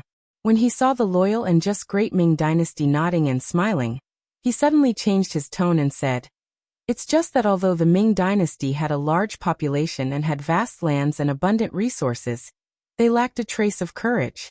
Especially last year, an army of 500,000 was defeated by the Walla cavalry that only had a few tens of thousands." As he spoke, Kimura Yoshida shook his head as if he was lamenting for the Ming Dynasty. However, Yang Chendong knew that he was rubbing salt on the wound. He was also telling Yang Chendong that the Ming Dynasty's army's combat power was not good. If they really fought with the warriors of Japan, it was still unknown who would win and who would lose. Well, Mr. Kimura is right. The Ming Dynasty did lose the battle last year. To Kimura Yoshida's surprise, Yang Chendong actually admitted it calmly. This was the truth. Even if Yang Chendong didn't want to admit it, he couldn't. Instead of beating around the bush, he might as well admit it so that the other party wouldn't have an excuse to attack him. Therefore, Yang Chendong's tone changed after he finished speaking. However, that battle wasn't fought by the Daizong Emperor, but by Ingzong. It was because of the chief eunuch Wang Zhen's mistake in commanding that our great Ming Empire's army was defeated. Because of this matter, our emperor has already learned from the painful experience, and is now recruiting new troops, establishing firearms and artillery battalions. The strength of the army is increasing day by day. I think Kimura-san should have heard of this. I believe that it won't be long before these elite troops can return to the battlefield.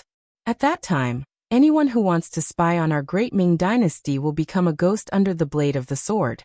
Yang Chendong spoke unhurriedly, as if he was repeating an extremely ordinary matter. Kimura Yoshida curled his lips in disdain. Of course, he heard that the great Ming Empire was training new troops, but he wasn't optimistic about it. It was difficult for an army without enough training to play a role on the battlefield, especially for new recruits who had never been to the battlefield. They couldn't make people feel the slightest fear. Therefore, he was not afraid of what Yang Chendong said. On the contrary, such a demonstration would only have the opposite effect. It would only prove that the current great Ming Dynasty was extremely weak. Perhaps Japan could take this opportunity to enter and ask for benefits. Kimura Yoshida was still disdainfully pouting, but all of this changed because of Yang Chendong's next words. Soon his face became heavy. By the way, there is one thing that I forgot to tell Kimura-san. Our great Ming Empire has already established a friendly relationship with the sea mercenaries. If Japan really wants to send troops, I'm afraid that they will have to go through them first. As soon as the matter of the mercenaries was mentioned, Kimura Yoshida finally stopped being arrogant and looked very serious. If it was a month ago, Kimura Yoshida didn't care about the mercenaries. However, on the sea route from Japan to the Great Ming Dynasty, he happened to encounter a group of mercenaries on the sea. They were dressed in pure white military uniforms, and they used powerful artillery to suppress and stop the ship he was on. Not only that, but they also took away all the valuable things on the ship.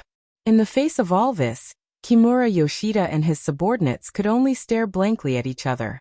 After witnessing the power of the enemy's powerful cannons, which could create huge waves when they entered the sea, they were really scared. This kind of firearm should not be owned by human beings. They knew that if they really wanted to fight back, they would only have one result, and that was to die in the sea. They were in the sea. They were robbed on the way, and it was done by the mercenaries. How could Kimura Yoshida forget this kind of thing? Now that Yang Qindong reminded him that if he wanted to attack the Great Ming Empire, he might have to become enemies with the mercenaries. The fear in his heart rose spontaneously. He didn't know why, but the only thing that flashed in his mind was the loud roar caused by the heavy artillery falling into the sea. Kimura Yoshida was stunned. Yang Qindong knew that his threat had worked.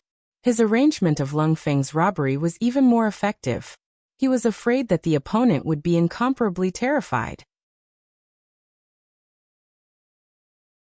They should be well behaved for a period of time, and wouldn't grumble in front of others. While Yang Qindong was still thinking about how perfect his plan was, outside the courtyard, an inconspicuous woodcutter came to Yang Wu, who was standing guard outside the courtyard, and whispered something to him. Yang Wu's expression changed. He walked past the cold front, and came to Yang Qindong's side. "Young master, there's a small problem."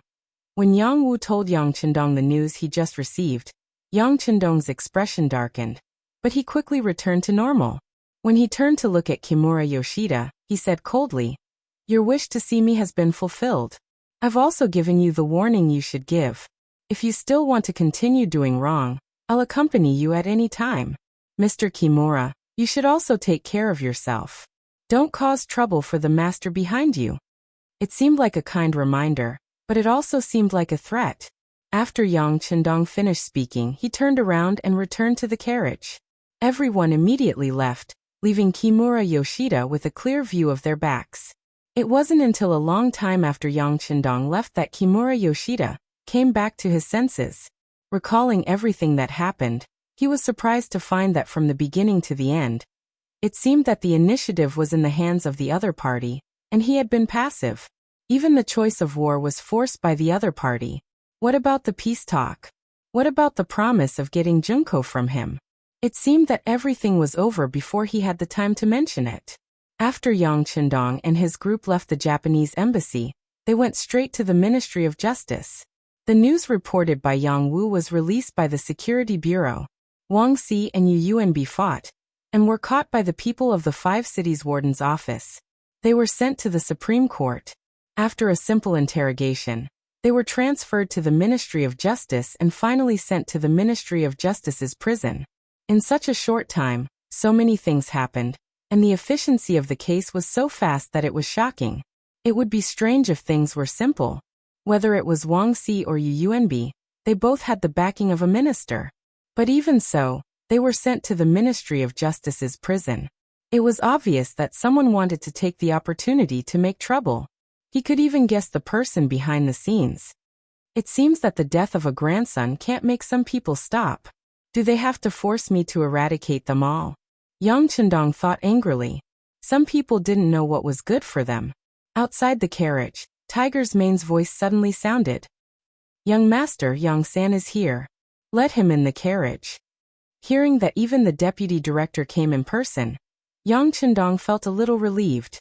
Now that he could get first-hand information, he had more options to deal with the next situation. The horse carriage did not stop. Yang San only lightly jumped and entered the horse carriage. "Greetings, young master." "No need to be so polite. Tell me what you know. Yang Chendong waved his hand casually. Yang San nodded and said, Young master, the situation is like this. In Fei Tian restaurant, Yunb said something unfavorable to the young master. He insinuated that the Japanese diplomatic mission was caused by the young master. Wang Si happened to hear this, and the two sides got into a quarrel.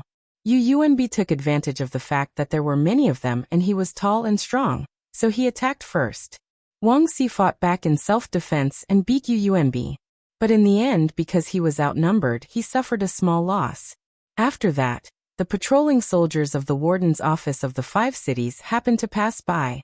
They took everyone away and sent them to the Supreme Court. After knowing their identities, the Supreme Court transferred the case to the Ministry of Justice. After Li Wenxiao judged the case, Wang Si was sent to the Ministry of Justice's prison. Yunb was sent to the Ministry of Justice's hospital for treatment, because his injuries were too serious. This is Li Wenxiao's situation. As Yang San spoke, he passed a document to Yang Chendong. It recorded the basic information of Li Wenxiao, the official of the Ministry of Justice. It included his birth, his promotion history, his background information, and some of the mistakes he made. Since the incident with Yu Xiong, the Security Bureau had paid special attention to some of the officials in the Ministry of Justice, especially those close to Yu Shuriwe. Li Wenxiao was included in their sights. As an official, not only did he need to have knowledge, insight, and courage, he also needed someone to promote him and nurture him. With a good benefactor, anything an official did would be twice the result with half the effort. Therefore, Yang Chendong had long requested the Security Bureau to do their best to gather all the information they could about the officials they could get access to. Especially the background, it was absolutely not to be underestimated.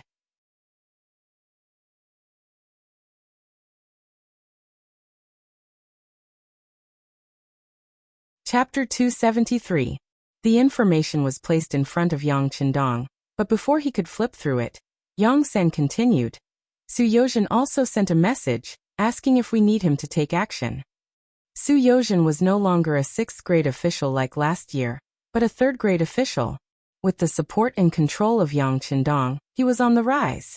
Now that he was the left assistant minister of the Ministry of Justice, he could naturally intervene in this matter. Yang Chendong first glanced at Yang San with a puzzled expression, following which, a plan began to rapidly form in his mind. He is really thoughtful. Since this is the case, I believe that he will need some things to establish himself after entering the Ministry of Justice. In that case, I will lend him a hand. How about this? You personally pass on a message to him and ask him to do this. Half an hour later, the entrance of the Ministry of Justice was filled with brave soldiers at this moment. The soldiers of the Great Ming Dynasty who were responsible for the security of this place were nervously holding the spears or sabers in their hands, looking at the large luxurious carriage parked in front of them with vigilance. Such a large carriage with such specifications could be counted on one's fingers in the entire capital, but this was the only carriage with black rubber wheels. It had almost become a symbol of Yang Chendong. No matter where he appeared, it was difficult not to attract attention. When Yang Chendong appeared here, he was naturally recognized at the first moment. But it was precisely because of this that the soldiers in charge of the security of the government were particularly nervous. Anyone who was well informed knew that this luxurious carriage belonged to the East Marshal and the army god. When facing the Walla army, it was the army god who defeated them with his own strength. Not only did he kill the 2 younger brothers of the Walla leader, Yes Hen, but he also made them suffer heavy losses. At the same time, he also saved more than 70,000 soldiers. Even now, there were still many newly recruited soldiers who were among the 70,000 soldiers. In the entire capital, countless people had set up a longevity tablet for the army god. When such a person came to the Ministry of Justice, how could these ordinary soldiers resist him? The soldiers guarding outside the door did not know why Yang Chendong came. The only thing they could do was to keep an eye on the carriage and send someone to inform the officials in the yamen. Fortunately, the carriage didn't seem to have any intention of moving forward after reaching this point. The war god didn't make things difficult for them, and all the soldiers breathed a sigh of relief. The atmosphere seemed to be slowly easing. All of this continued until an official walked out of the yamen. Judging from his official robes, he should be a fifth-rank official of the imperial court. As soon as this person appeared, he saw the luxurious carriage blocking the entrance of the yamen. His eyes were filled with anger, and his hands involuntarily moved behind his back. He raised his head and puffed out his chest as he said, "Who are you? How could they block the entrance of the Ministry of Justice?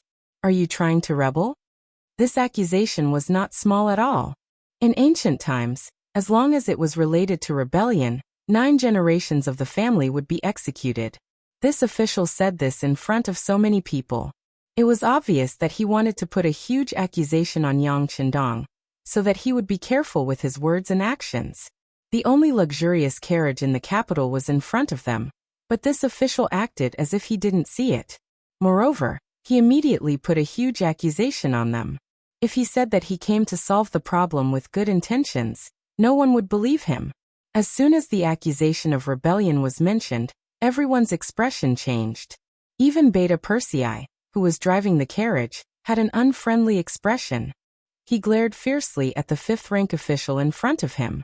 The other guards and Lung Feng who came with him also emitted a murderous aura. They looked as if they would tear this person into pieces at the slightest order. Ha ha ha. When the atmosphere reached its peak, laughter suddenly came from within the luxurious carriage. It was this laughter that made those Lung Feng members, who were unable to suppress their resentment, feel happy. Their murderous aura was invisible. Needless to say, the laughter naturally came from Yang Qindong. Accompanied by the laughter, the curtain of the carriage was lifted from the inside, revealing a handsome and young face. As soon as Yang Qindong appeared, he looked straight at the official from the Ministry of Justice and asked sternly, "This duke is here. You are just a little fifth-rank official. Don't you know that you should greet him with a salute?" Originally, when he saw Yang Qindong finally show his face, this fifth-rank official was about to stare at Yang Qindong with an eye for an eye. When he suddenly heard these words, he suddenly thought of something. Then his entire body trembled. Only then did he reluctantly cup his hands and salute. The Ministry of Justice's director, Li Wenxiao, greets the Duke of Loyalty. Yang Qindong was not only the Duke of Loyalty and Courage, but he had also held the position of General of Agile Cavalry. That was a second-rank military official position. According to the laws of the Great Ming Dynasty, when a low-rank official saw a high-rank official, he had to salute. Yang Qindong's use of this to suppress people was very suitable. Li Wenxiao lowered his head, and the momentum that he had accumulated couldn't help but dissipate. When the other soldiers of the Great Ming Dynasty saw that their high-rank official was like this, they also knelt on the ground and greeted loudly, "Greetings, Duke of Loyalty and Courage." Yang Qindong acted as if he didn't see these people greeting him, and he only looked at Li Wenxiao with interest. People said that enemies would always meet. They never expected that as soon as they arrived at the Ministry of Justice's yamen, they would meet the main character. This was quite interesting. He looked Li Wenxiao up and down with a playful look in his eyes. However, it was this kind of gaze that made Li Wenxiao feel uncomfortable. He didn't know why this bold Duke of Loyalty and Courage was staring at him like this. Could it be that there was something wrong with his clothes? Li Wenxiao couldn't help but look around and size himself up. He didn't find anything wrong. When he raised his head, he saw that Yang Qindong's gaze had a few more traces of coldness. It was a cold light. This kind of gaze was full of killing intent. After just a glance, Li Wenxiao didn't know why, but he actually felt his whole body turn cold. Although the weather had begun to warm up, he still felt his whole body tremble at this time. Li Wenxiao, who was frightened by this kind of gaze, wanted to turn around and leave. However, he knew that if he backed down now, then everything he had done before would be in vain. In order to win the high-rank official's satisfaction, he could only endure. As long as he blocked Yang Qindong's anger, he would be able to truly enter the eyes of some officials. In order to encourage himself and to increase his courage, Li Wenxiao raised his head again and said, "Duke of Loyalty and Courage? I don't know why you didn't stay in the Yang family village, but instead came to the Ministry of Justice's yamen. Do you know that this is an office? Your appearance has already affected the Ministry of Justice's official operations. If something happens because of this, can you bear the responsibility?" Li Wenxiao's words had a strong sense of righteousness, and the excuse he found was also appropriate. Just as he was feeling satisfied with his words, Yang Chendong had already replied, "Since you came to the yamen, of course you came to complain.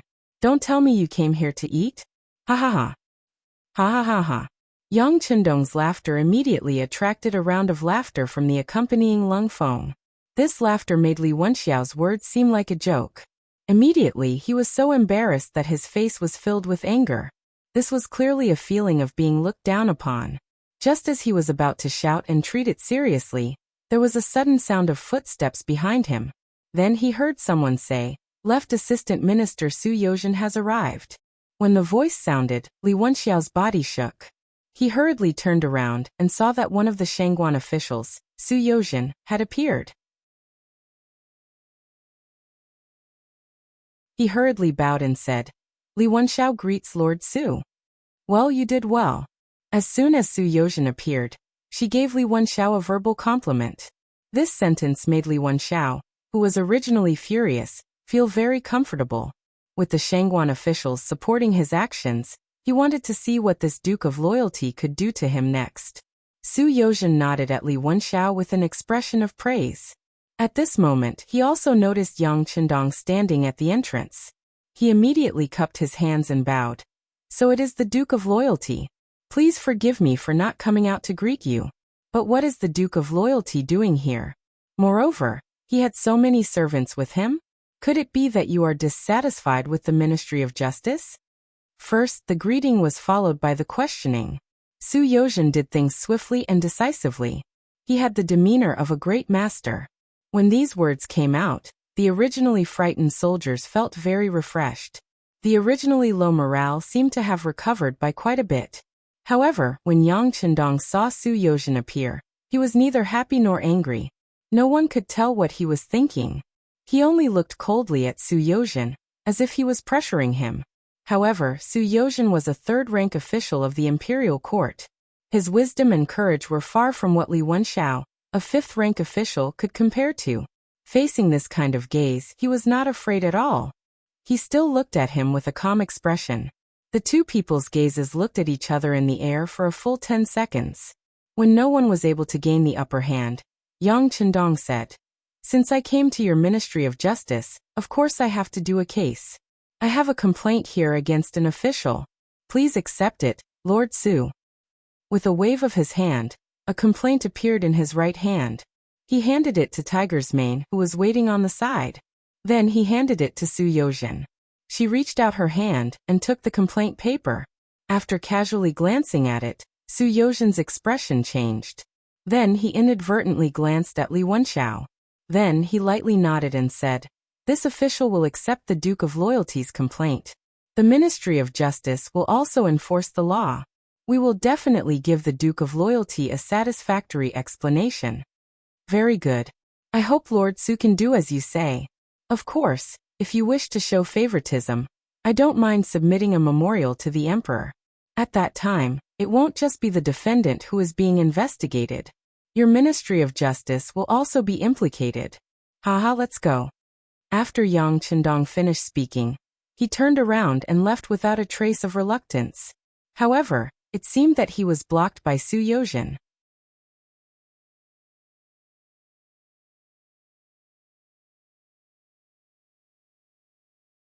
Chapter 274. After Yang Chendong left, everyone looked at Su Yozhen in a completely different light. In the face of a military god, in the face of a duke, this Lord Su actually dared to use his own body to block the attack. Most importantly, he succeeded. If this matter were to spread, his reputation would probably be ruined.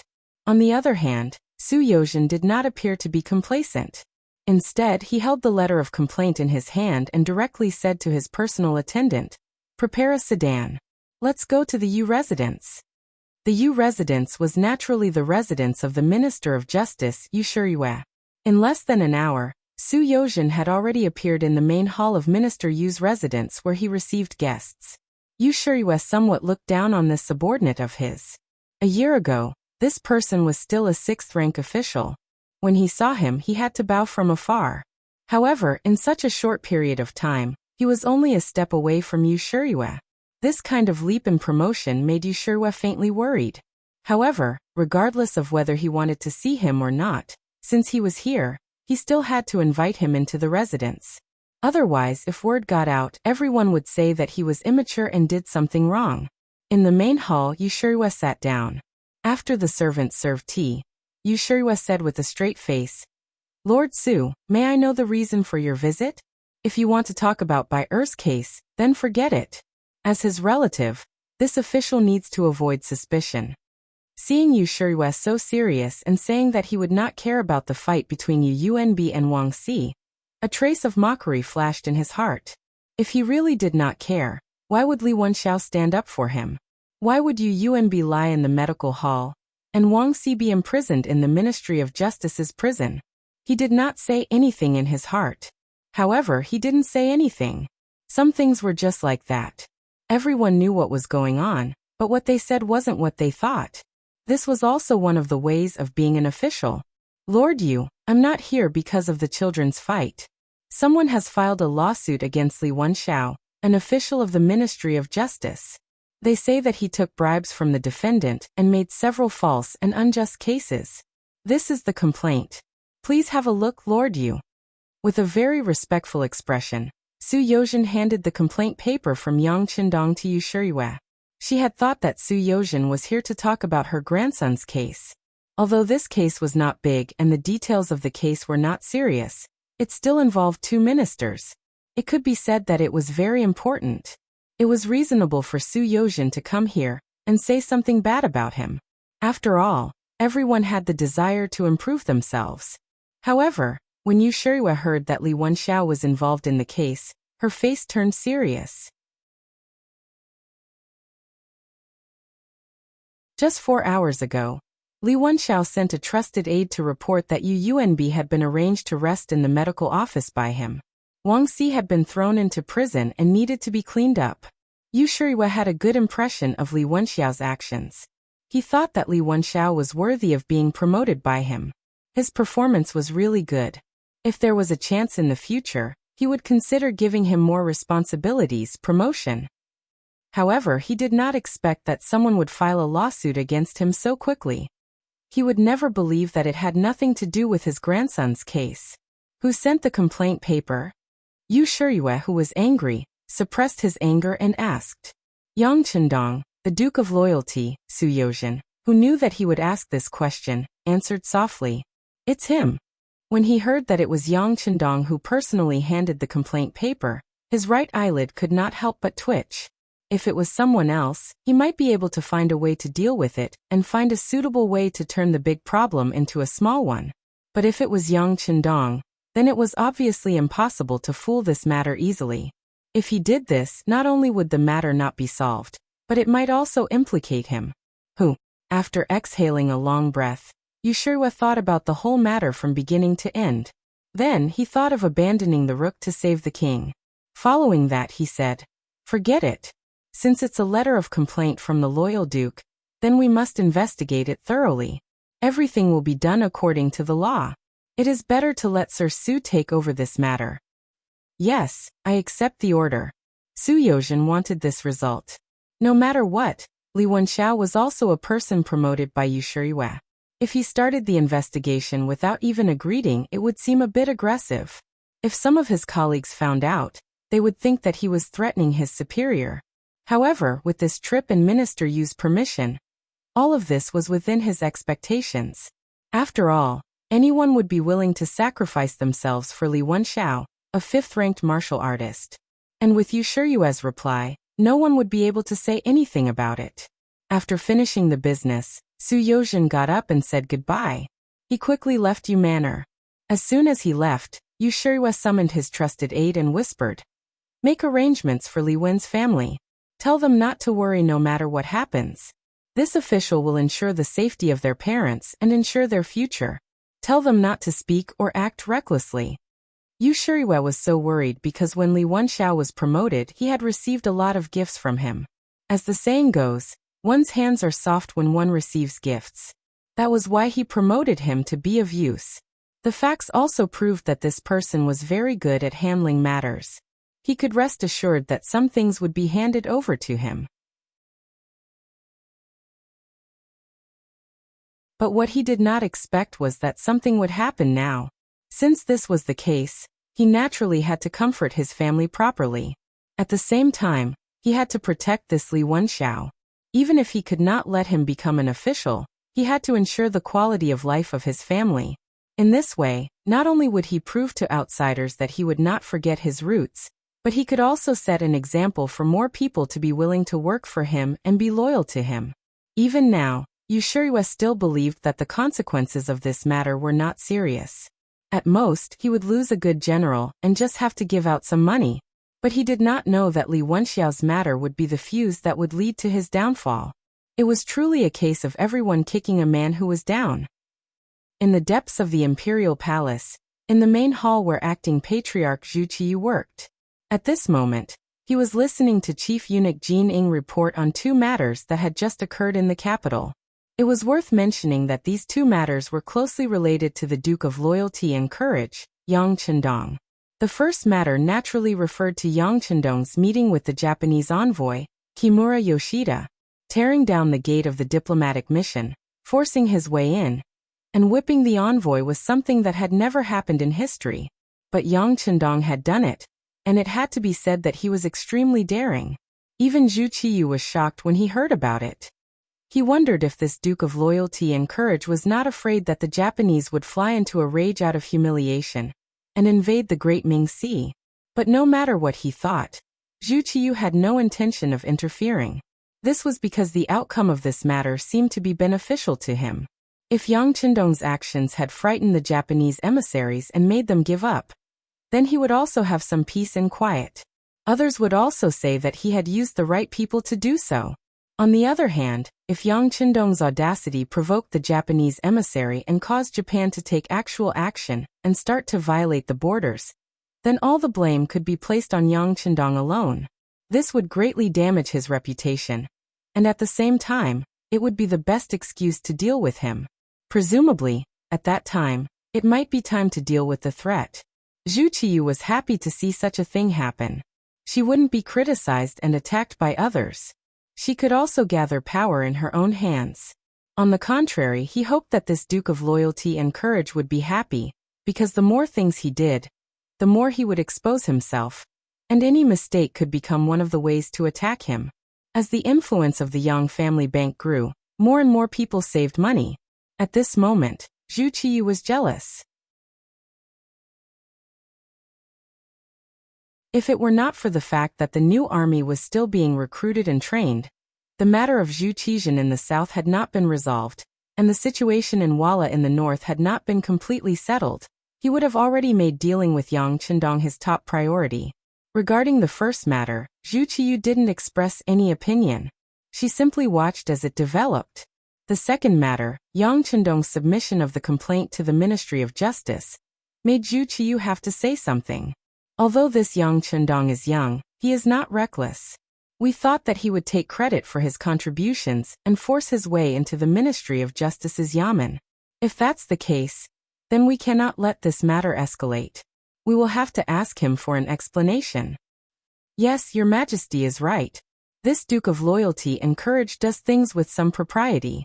But the left assistant minister Su Yozhen was able to withstand his attack head-on, and did not yield a single step. Moreover, he even made a trip to the Yu mansion to ask for Shangguan's advice. He is also a smart person, a capable official. Borrowing the emperor's words, Jining conveniently picked up some private goods and sent them over. Recently, Su Yozhen had given Jining a lot of benefits. He had given her banknotes and treasures. Jining had been served very well. After receiving so many benefits from others, Jining had to put in a few good words for them at the crucial moment, to give the emperor extra credit. This was what Jining needed to do. As expected, once these words were said, Zhu Qiyu nodded repeatedly and said, "Beloved official Su is indeed a talent. Most importantly, he has many grievances with the Duke of Loyalty and Courage. You can rest assured using this kind of person. How about this? You go back and observe him carefully. If he is reliable, let him do his job well. We will not treat him unfairly in the future." Su Yozhen had once caused trouble for Yang Qindong when Zhu Qizhen was still in power. First, he had impeached him, then he had recommended him. Everything he had done could be made public, and no one could say anything about it. Even Yang Qindong did not seem to be able to retaliate against these methods. An official like this, who did not fear powerful officials and had his own methods, of course Zhu Qiyu would like him. At least he knew that this person's existence could somewhat curb Yang Qindong's forceful momentum. This was enough for him to be of great use.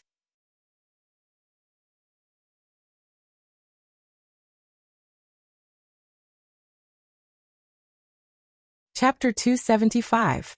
Originally, she had only wanted to help Su Yozhen put in a few good words to strengthen her position in the emperor's heart. She had not expected to receive such a promise. Jining was overjoyed.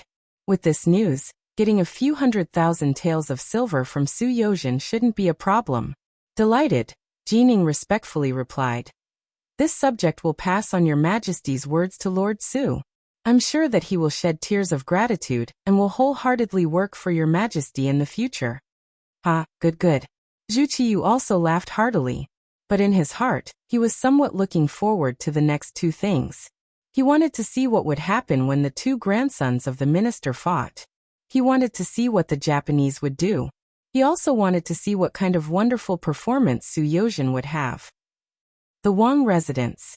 As the current Minister of Personnel, he was in charge of the promotion and evaluation of officials. Wang Ji's residence had a majestic aura. But at this moment in his study, Minister Wang's expression was rather unsightly.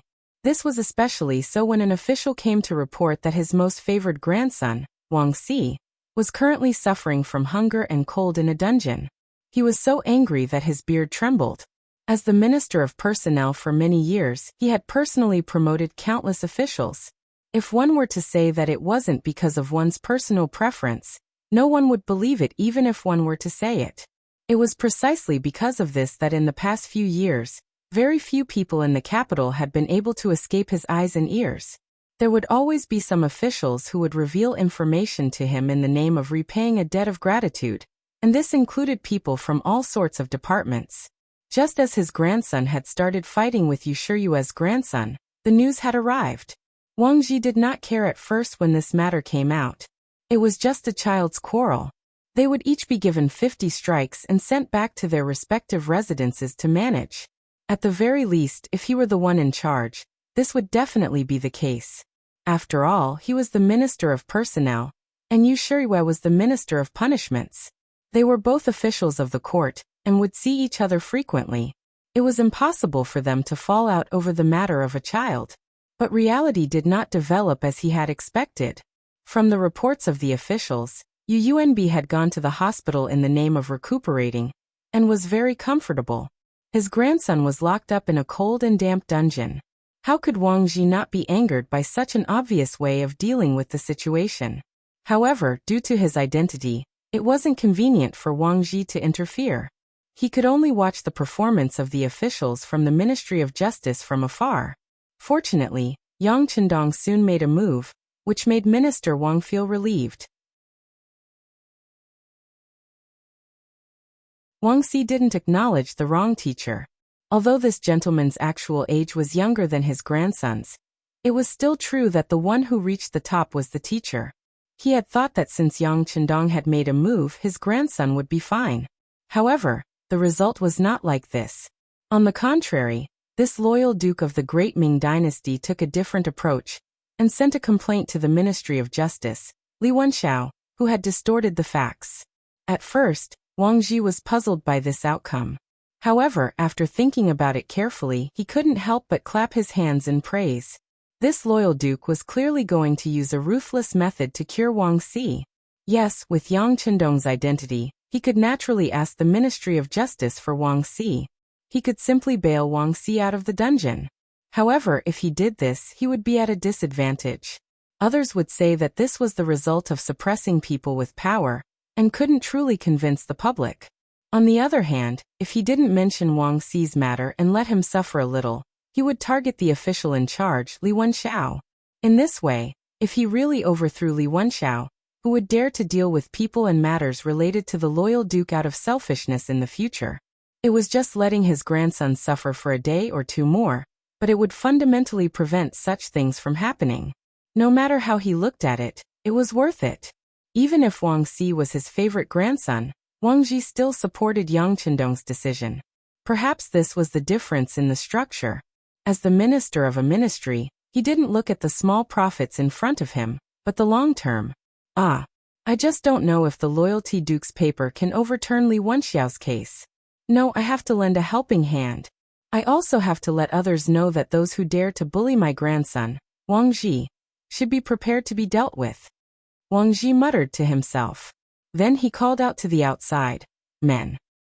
In the Ministry of Justice's court, although Li Wenxiao was still wearing his official robes, his face was pale. Even though the weather outside wasn't hot at all, and it was a bit cold in the morning and evening, beads of sweat flowed down from his forehead, splattering on the ground. "Li Wenxiao, there are people suing you for corruption, accepting bribes, and creating many unjust, false, and wrong cases. You have to give an explanation." Su Youzhen sat high up in the court. As she spoke, she casually threw the paper in front of Li Wenxiao. From the moment he was brought to this torture court, Li Wenxiao had a bad feeling.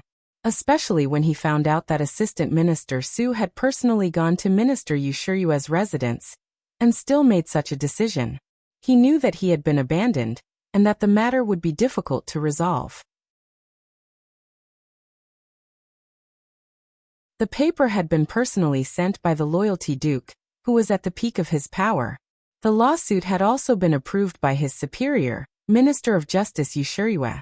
The person in charge of his trial was the second-in-command of the Ministry of Justice, Left Assistant Minister Su Youzhen. With such a weighty list before him, if he still held on to any hope, wouldn't he be deceiving himself and others? Wasn't this enough to wake him up and frighten him? When the paper floated in front of him, and he looked at the details written on it, his sweat dripped down even faster.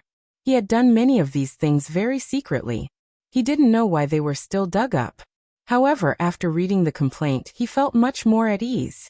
There was no other reason other than the fact that the things recorded on the paper were all recent, and the amount of corruption wasn't that huge. From the looks of it, it wasn't enough to smash him to death with a hammer. At most, he would be dismissed from his position. If things went well, he might even be able to keep his position as an official and rise again in the future. It was precisely because he saw these papers that Li Wenxiao was not as afraid as before. When he raised his head to look at the presiding judge, Su Youzhen, he actually had an honest expression as he said, "Lord Su, this official has indeed done some foolish things. After the incident, I deeply regret it. Please take into account this official's honest answers and cooperation, and forgive me." "Oh, so you've admitted to it?" Originally, Su Youzhen had been waiting to see Li Wenxiao cry out that he had been wronged. Then he would show his swift and decisive side, and let everyone see how the newly appointed left assistant minister dealt with the case, and how ruthless his methods were. Of course, all of this was based on his trust in Yang Qindong. He knew that since this person had taken out these papers in front of everyone, he had to have enough evidence. But he never thought that Li Wenxiao would not only admit to everything, but also have such a positive attitude. This made him feel like he had punched cotton. A police officer's achievement was to find the culprit through clues. A judge's achievement was to use enough evidence to make the defendant admit to his crimes. However, if all the prisoners were to confess before he could do anything, then there would be no sense of accomplishment. At this moment, Su Youzhen felt this way. He had already seen the papers. If Li Wenxiao denied everything, then he could produce enough evidence to prove that he was right. He could also add a heavy punishment based on the other party's uncooperative behavior.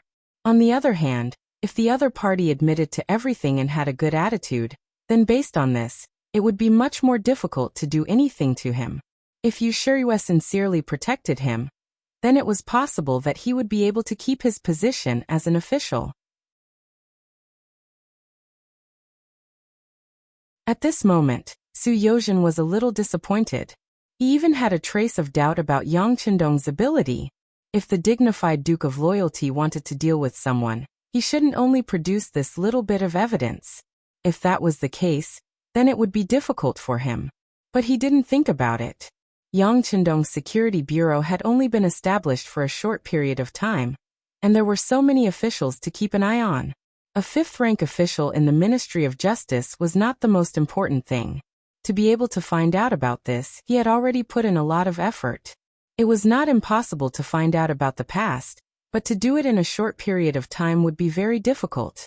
But he still did it, which was somewhat thought-provoking. Could it be that he was sure that there would be others who would do it? Li Wenxiao's cooperative behavior made it difficult for Su Yozhen, but on the surface he still nodded with praise. Very good, your attitude is very cooperative.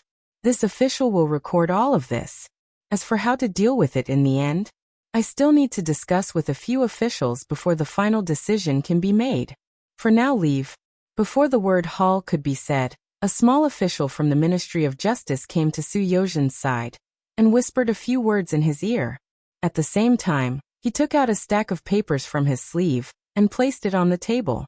Then he slowly retreated. Su Yozhen's gaze fell on the table in front of him and looked at the densely written papers. When he raised his head to look at Li Wenxiao, who was standing below the stage, he couldn't help but shake his head. Then he said, "Come strip him of his official robes." Li Wenxiao, who was originally waiting to leave, suddenly saw Su Yozhen's attitude change. At the same time, his heart was beating like a drum as he shouted, "Official Su, why are you doing this? Why are you doing this? Why? Seeing that you and I are colleagues, you can see for yourself." Su Yozhen pushed his hand on the table, and the thick papers fluttered in the air. When they landed on Li Wenxiao's feet, he lowered his head and looked up. Then he fell to the ground.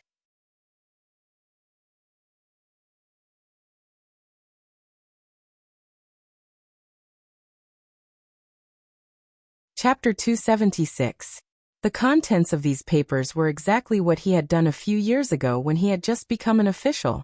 Perhaps it was because he had just entered the court, but his courage was still relatively big. He really dared to accept any kind of money and dared to do anything. Among them, he was even involved in 2 murder cases. At that time, it was precisely because he had accepted these bribes that he was able to give the money to his superiors and get promoted. He originally thought that after so many years, everyone would definitely not remember these things, but now they were all dug up. If he dared to admit it, not to mention his official position, it would be extremely difficult to keep his life. No, these things were not done by me. It has nothing to do with me. Seeing that he might die if he admitted it, Li Wenxiao of course would not let go. Li Wenxiao's expression finally changed, which also made Su Yozhen interested. These were all sent by the Minister of Personnel, Wang Ji, so there was no need to doubt the authenticity of these documents. In the face of ironclad evidence, Li Wenxiao still dared to deny it. It was finally time for Su Yozhen to show his skills. What? You don't want to admit it? Well then, we will interrogate you one by one. Come, prepare the torture equipment. Su Yozhen's angry voice resounded throughout the entire torture chamber. Although it was said that there was no need to torture a doctor, seeing that Li Wenxiao was about to die, Su Yozhen would not be polite. He was still waiting to use this case to gain a foothold in the Ministry of Justice. On the road to Yang Chendong, the convoy was caught by the Security Bureau. Then, Tiger's Mane told Yang Chendong in the carriage that Minister Wang Ji had taken action and obtained a large amount of evidence of Li Wenxiao's violation of the law. Young Master, Minister Wang has taken action, and the Ministry of Justice has also released Wang Si. At this time, he is heading towards the Wang mansion. Tiger's Mane's voice clearly came out and entered the ears of Yang Chendong, who was sitting in the carriage with his eyes closed. I know. Yang Chendong answered very simply. Since Wang Ji had understood his intentions and had already made his move, then with the power of Wang Ji, the evidence he had gathered should be enough to keep an eye on Li Wenxiao. There was nothing for him to worry about. Previously, Yang Chendong knew that the information obtained from the Security Bureau was limited. He was afraid that he would not be able to kill Li Wenxiao with one blow.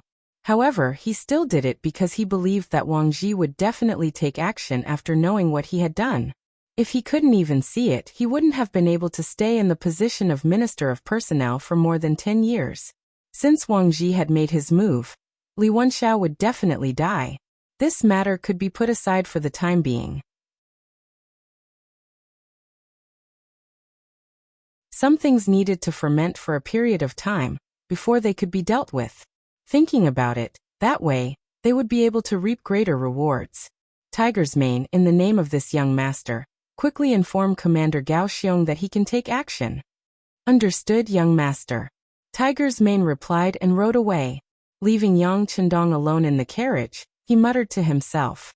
Since you can't see the faces of some people clearly, then I'll give you a lesson. After experiencing inhumane treatment, Li Wenxiao also enjoyed many of the torture instruments that he was already familiar with. In the end, he spat out and confessed to many of the things written on the confession paper. When Su Yozhen received Li Wenxiao's confession, it was already the morning of the second day. Although he didn't sleep much this night, it seemed that everything was worth it to be able to achieve such a result. Of course, what made Su Yozhen even more excited was that after a night of torture, Li Wenxiao's psychological defenses had completely collapsed. He really said whatever he wanted to say, and in the end, he even accused many people, including the matter of him sending money to Minister of Justice Yu Shiyue. It added up to more than 20,000 taels of silver.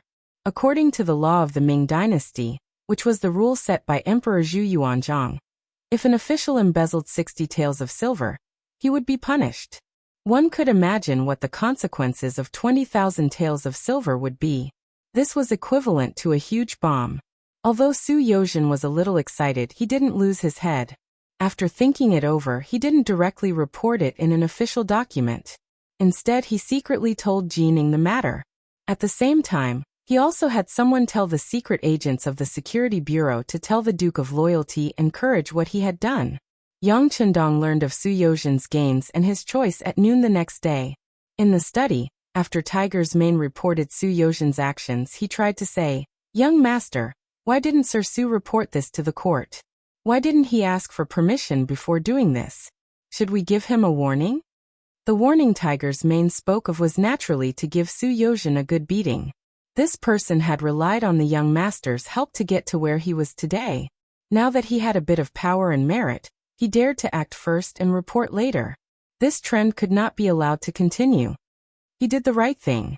Faced with Tiger's Mane's advice, Yang Chendong smiled and shook his head. Sir Su told Jining the news as soon as possible. That was the right thing to do. If it was delayed, it wouldn't be good. All right, let him handle this matter. The reason Yang Chendong trusted Su Yozhen so much and didn't blame him at all was because he had his own thoughts. Su Yozhen was one of the most powerful officials in history. Although his reputation wasn't good, his political skills and foresight were unquestionable.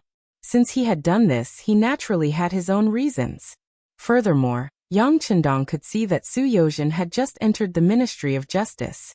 If he removed Yu Shiyue now, based on his qualifications, he might not be able to take the position of minister. If he couldn't achieve this goal, then what good would it do to expose this matter? Rather than not being able to kill someone with one strike, it was better to wait a little longer and hang the blade high up. This could produce unexpected results. Moreover, once this matter was out, Yu Shiyue and the people behind him should be the ones having a headache. He only needed to wait and see how the other party would react. Yang Chendong understood Su Yozhen's actions. In the palace, after Jining received Su Yozhen, she was full of praise for his actions and methods. Good, very good. Sir Su, you did well. How about this? I will report this matter to the emperor. As for the specifics, you can go back and listen to the letter. She held Li Wenxiao's confession in her hand. Although Jining was angry, she was still very happy that Su Yozhen had reported to her first. This official will take his leave. Su Yozhen also knew that Jining probably had a lot of things to do now. He didn't stay any longer, and even gave up the opportunity to flatter her alone. He left decisively. After Su Yozhen left, Jining thought for a moment, and then went straight to Zhu Qiyu's office hall. Zhu Qiyu was still a part-time emperor. At least he was very diligent. Most of his time was spent dealing with political matters. When he saw Jining appear in front of him with a serious expression, he instinctively felt that something was wrong. He asked, "Beloved official Jin, did something happen?" "Yes, Your Majesty. Just now the left assistant minister of the Ministry of Justice came and gave me these." As she spoke, Jining respectfully presented the confession she had just received to Zhu Qiyu. Then she explained, "This is Li Wenxiao's confession. If everything is true, I'm afraid that Sir Yu Shuriyue will no longer be able to hold the position of Minister of Justice." "It's that serious?" Zhu Qiyu, who was flipping through the confession, heard this and his eyes widened. "Yes, it's that serious. It's because of this that Su Yozhen didn't say it publicly in court. Instead, he found me in private and told me this. Your Majesty, you see." Jining nodded and spoke very seriously. "Yu Shuriyue can't be touched now." Zhu Qiyu shook his head decisively. His expression was very resolute. This was basically what Jining had expected. Yu Shuriyue could continue to hold the position of Minister of Justice because he had gained Zhu Qiyu's trust. Although the current situation seemed to be much more stable, the external threat had not been completely eliminated. Before this, it was basically impossible to make the hearts of the people calm down. Thus, it was time to display the wisdom of the Daizong Emperor by choosing the type of officials and appointing the type of officials. Yu Shuriyue was one of the officials who supported Zhu Qiyu's camp. If such a person was to be taken down, one could imagine how the hearts of the others would waver. Not to mention, this was not long after Yang Qindong had a conflict with him. If he were to be taken down, it would only increase the prestige of the Duke of Loyalty. From then on, there would be very few people who would dare to go against Yang Qindong. If this were to happen, it would undoubtedly be a huge blow to the emperor's authority. Zhu Qiyu, who was gathering imperial power and preparing to make a big show of it, would definitely not allow such a thing to happen. "Yes, you can't touch him." Jining hurriedly repeated from the side. How long can Su Yozhen keep this matter under wraps? Although Zhu Qiyu did not want to touch Yu Shuriyue, he knew that since the matter had already happened and was being watched by two important officials, Yang Qindong and Wang Ji, it was obviously impossible to pretend that nothing had happened. As the emperor, although he had many privileges, he still had to be fair. If he was too biased towards one side, not only would it not convince the public, it would also cause trouble. This it's hard to say. Unless something big happens, I'm afraid that many people are keeping an eye on this case. Jining had a troubled expression on her face. He also knew that it was not the right time to touch Yu Shuriyue. However, whether it was Yang Qindong or Wang Ji, who had provided evidence later, which one of them was easy to deal with? Jin Ying's answer allowed Zhu Qiyu to see a glimmer of hope. Very good. Then come up with something else to attract everyone's attention. Didn't the Duke of Loyalty beat up the Japanese envoys yesterday? Because of this, there were even censors who wrote impeachment memorials, but I suppressed them all. Now, contact more censors and have them impeach the Duke of Loyalty and divert everyone's attention. Also, privately inform Yu Shuriyue. He will know how to suppress this matter. You're tuning in to the Li Mei Sword of Destiny YouTube channel. We're so grateful for your support, and don't forget to subscribe to join us on this incredible journey through captivating stories. Your generosity through donations truly makes a world of difference, as it's the primary source of revenue that allows me to expand and enhance this channel for you. Thank you from the bottom of my heart for being a part of this adventure.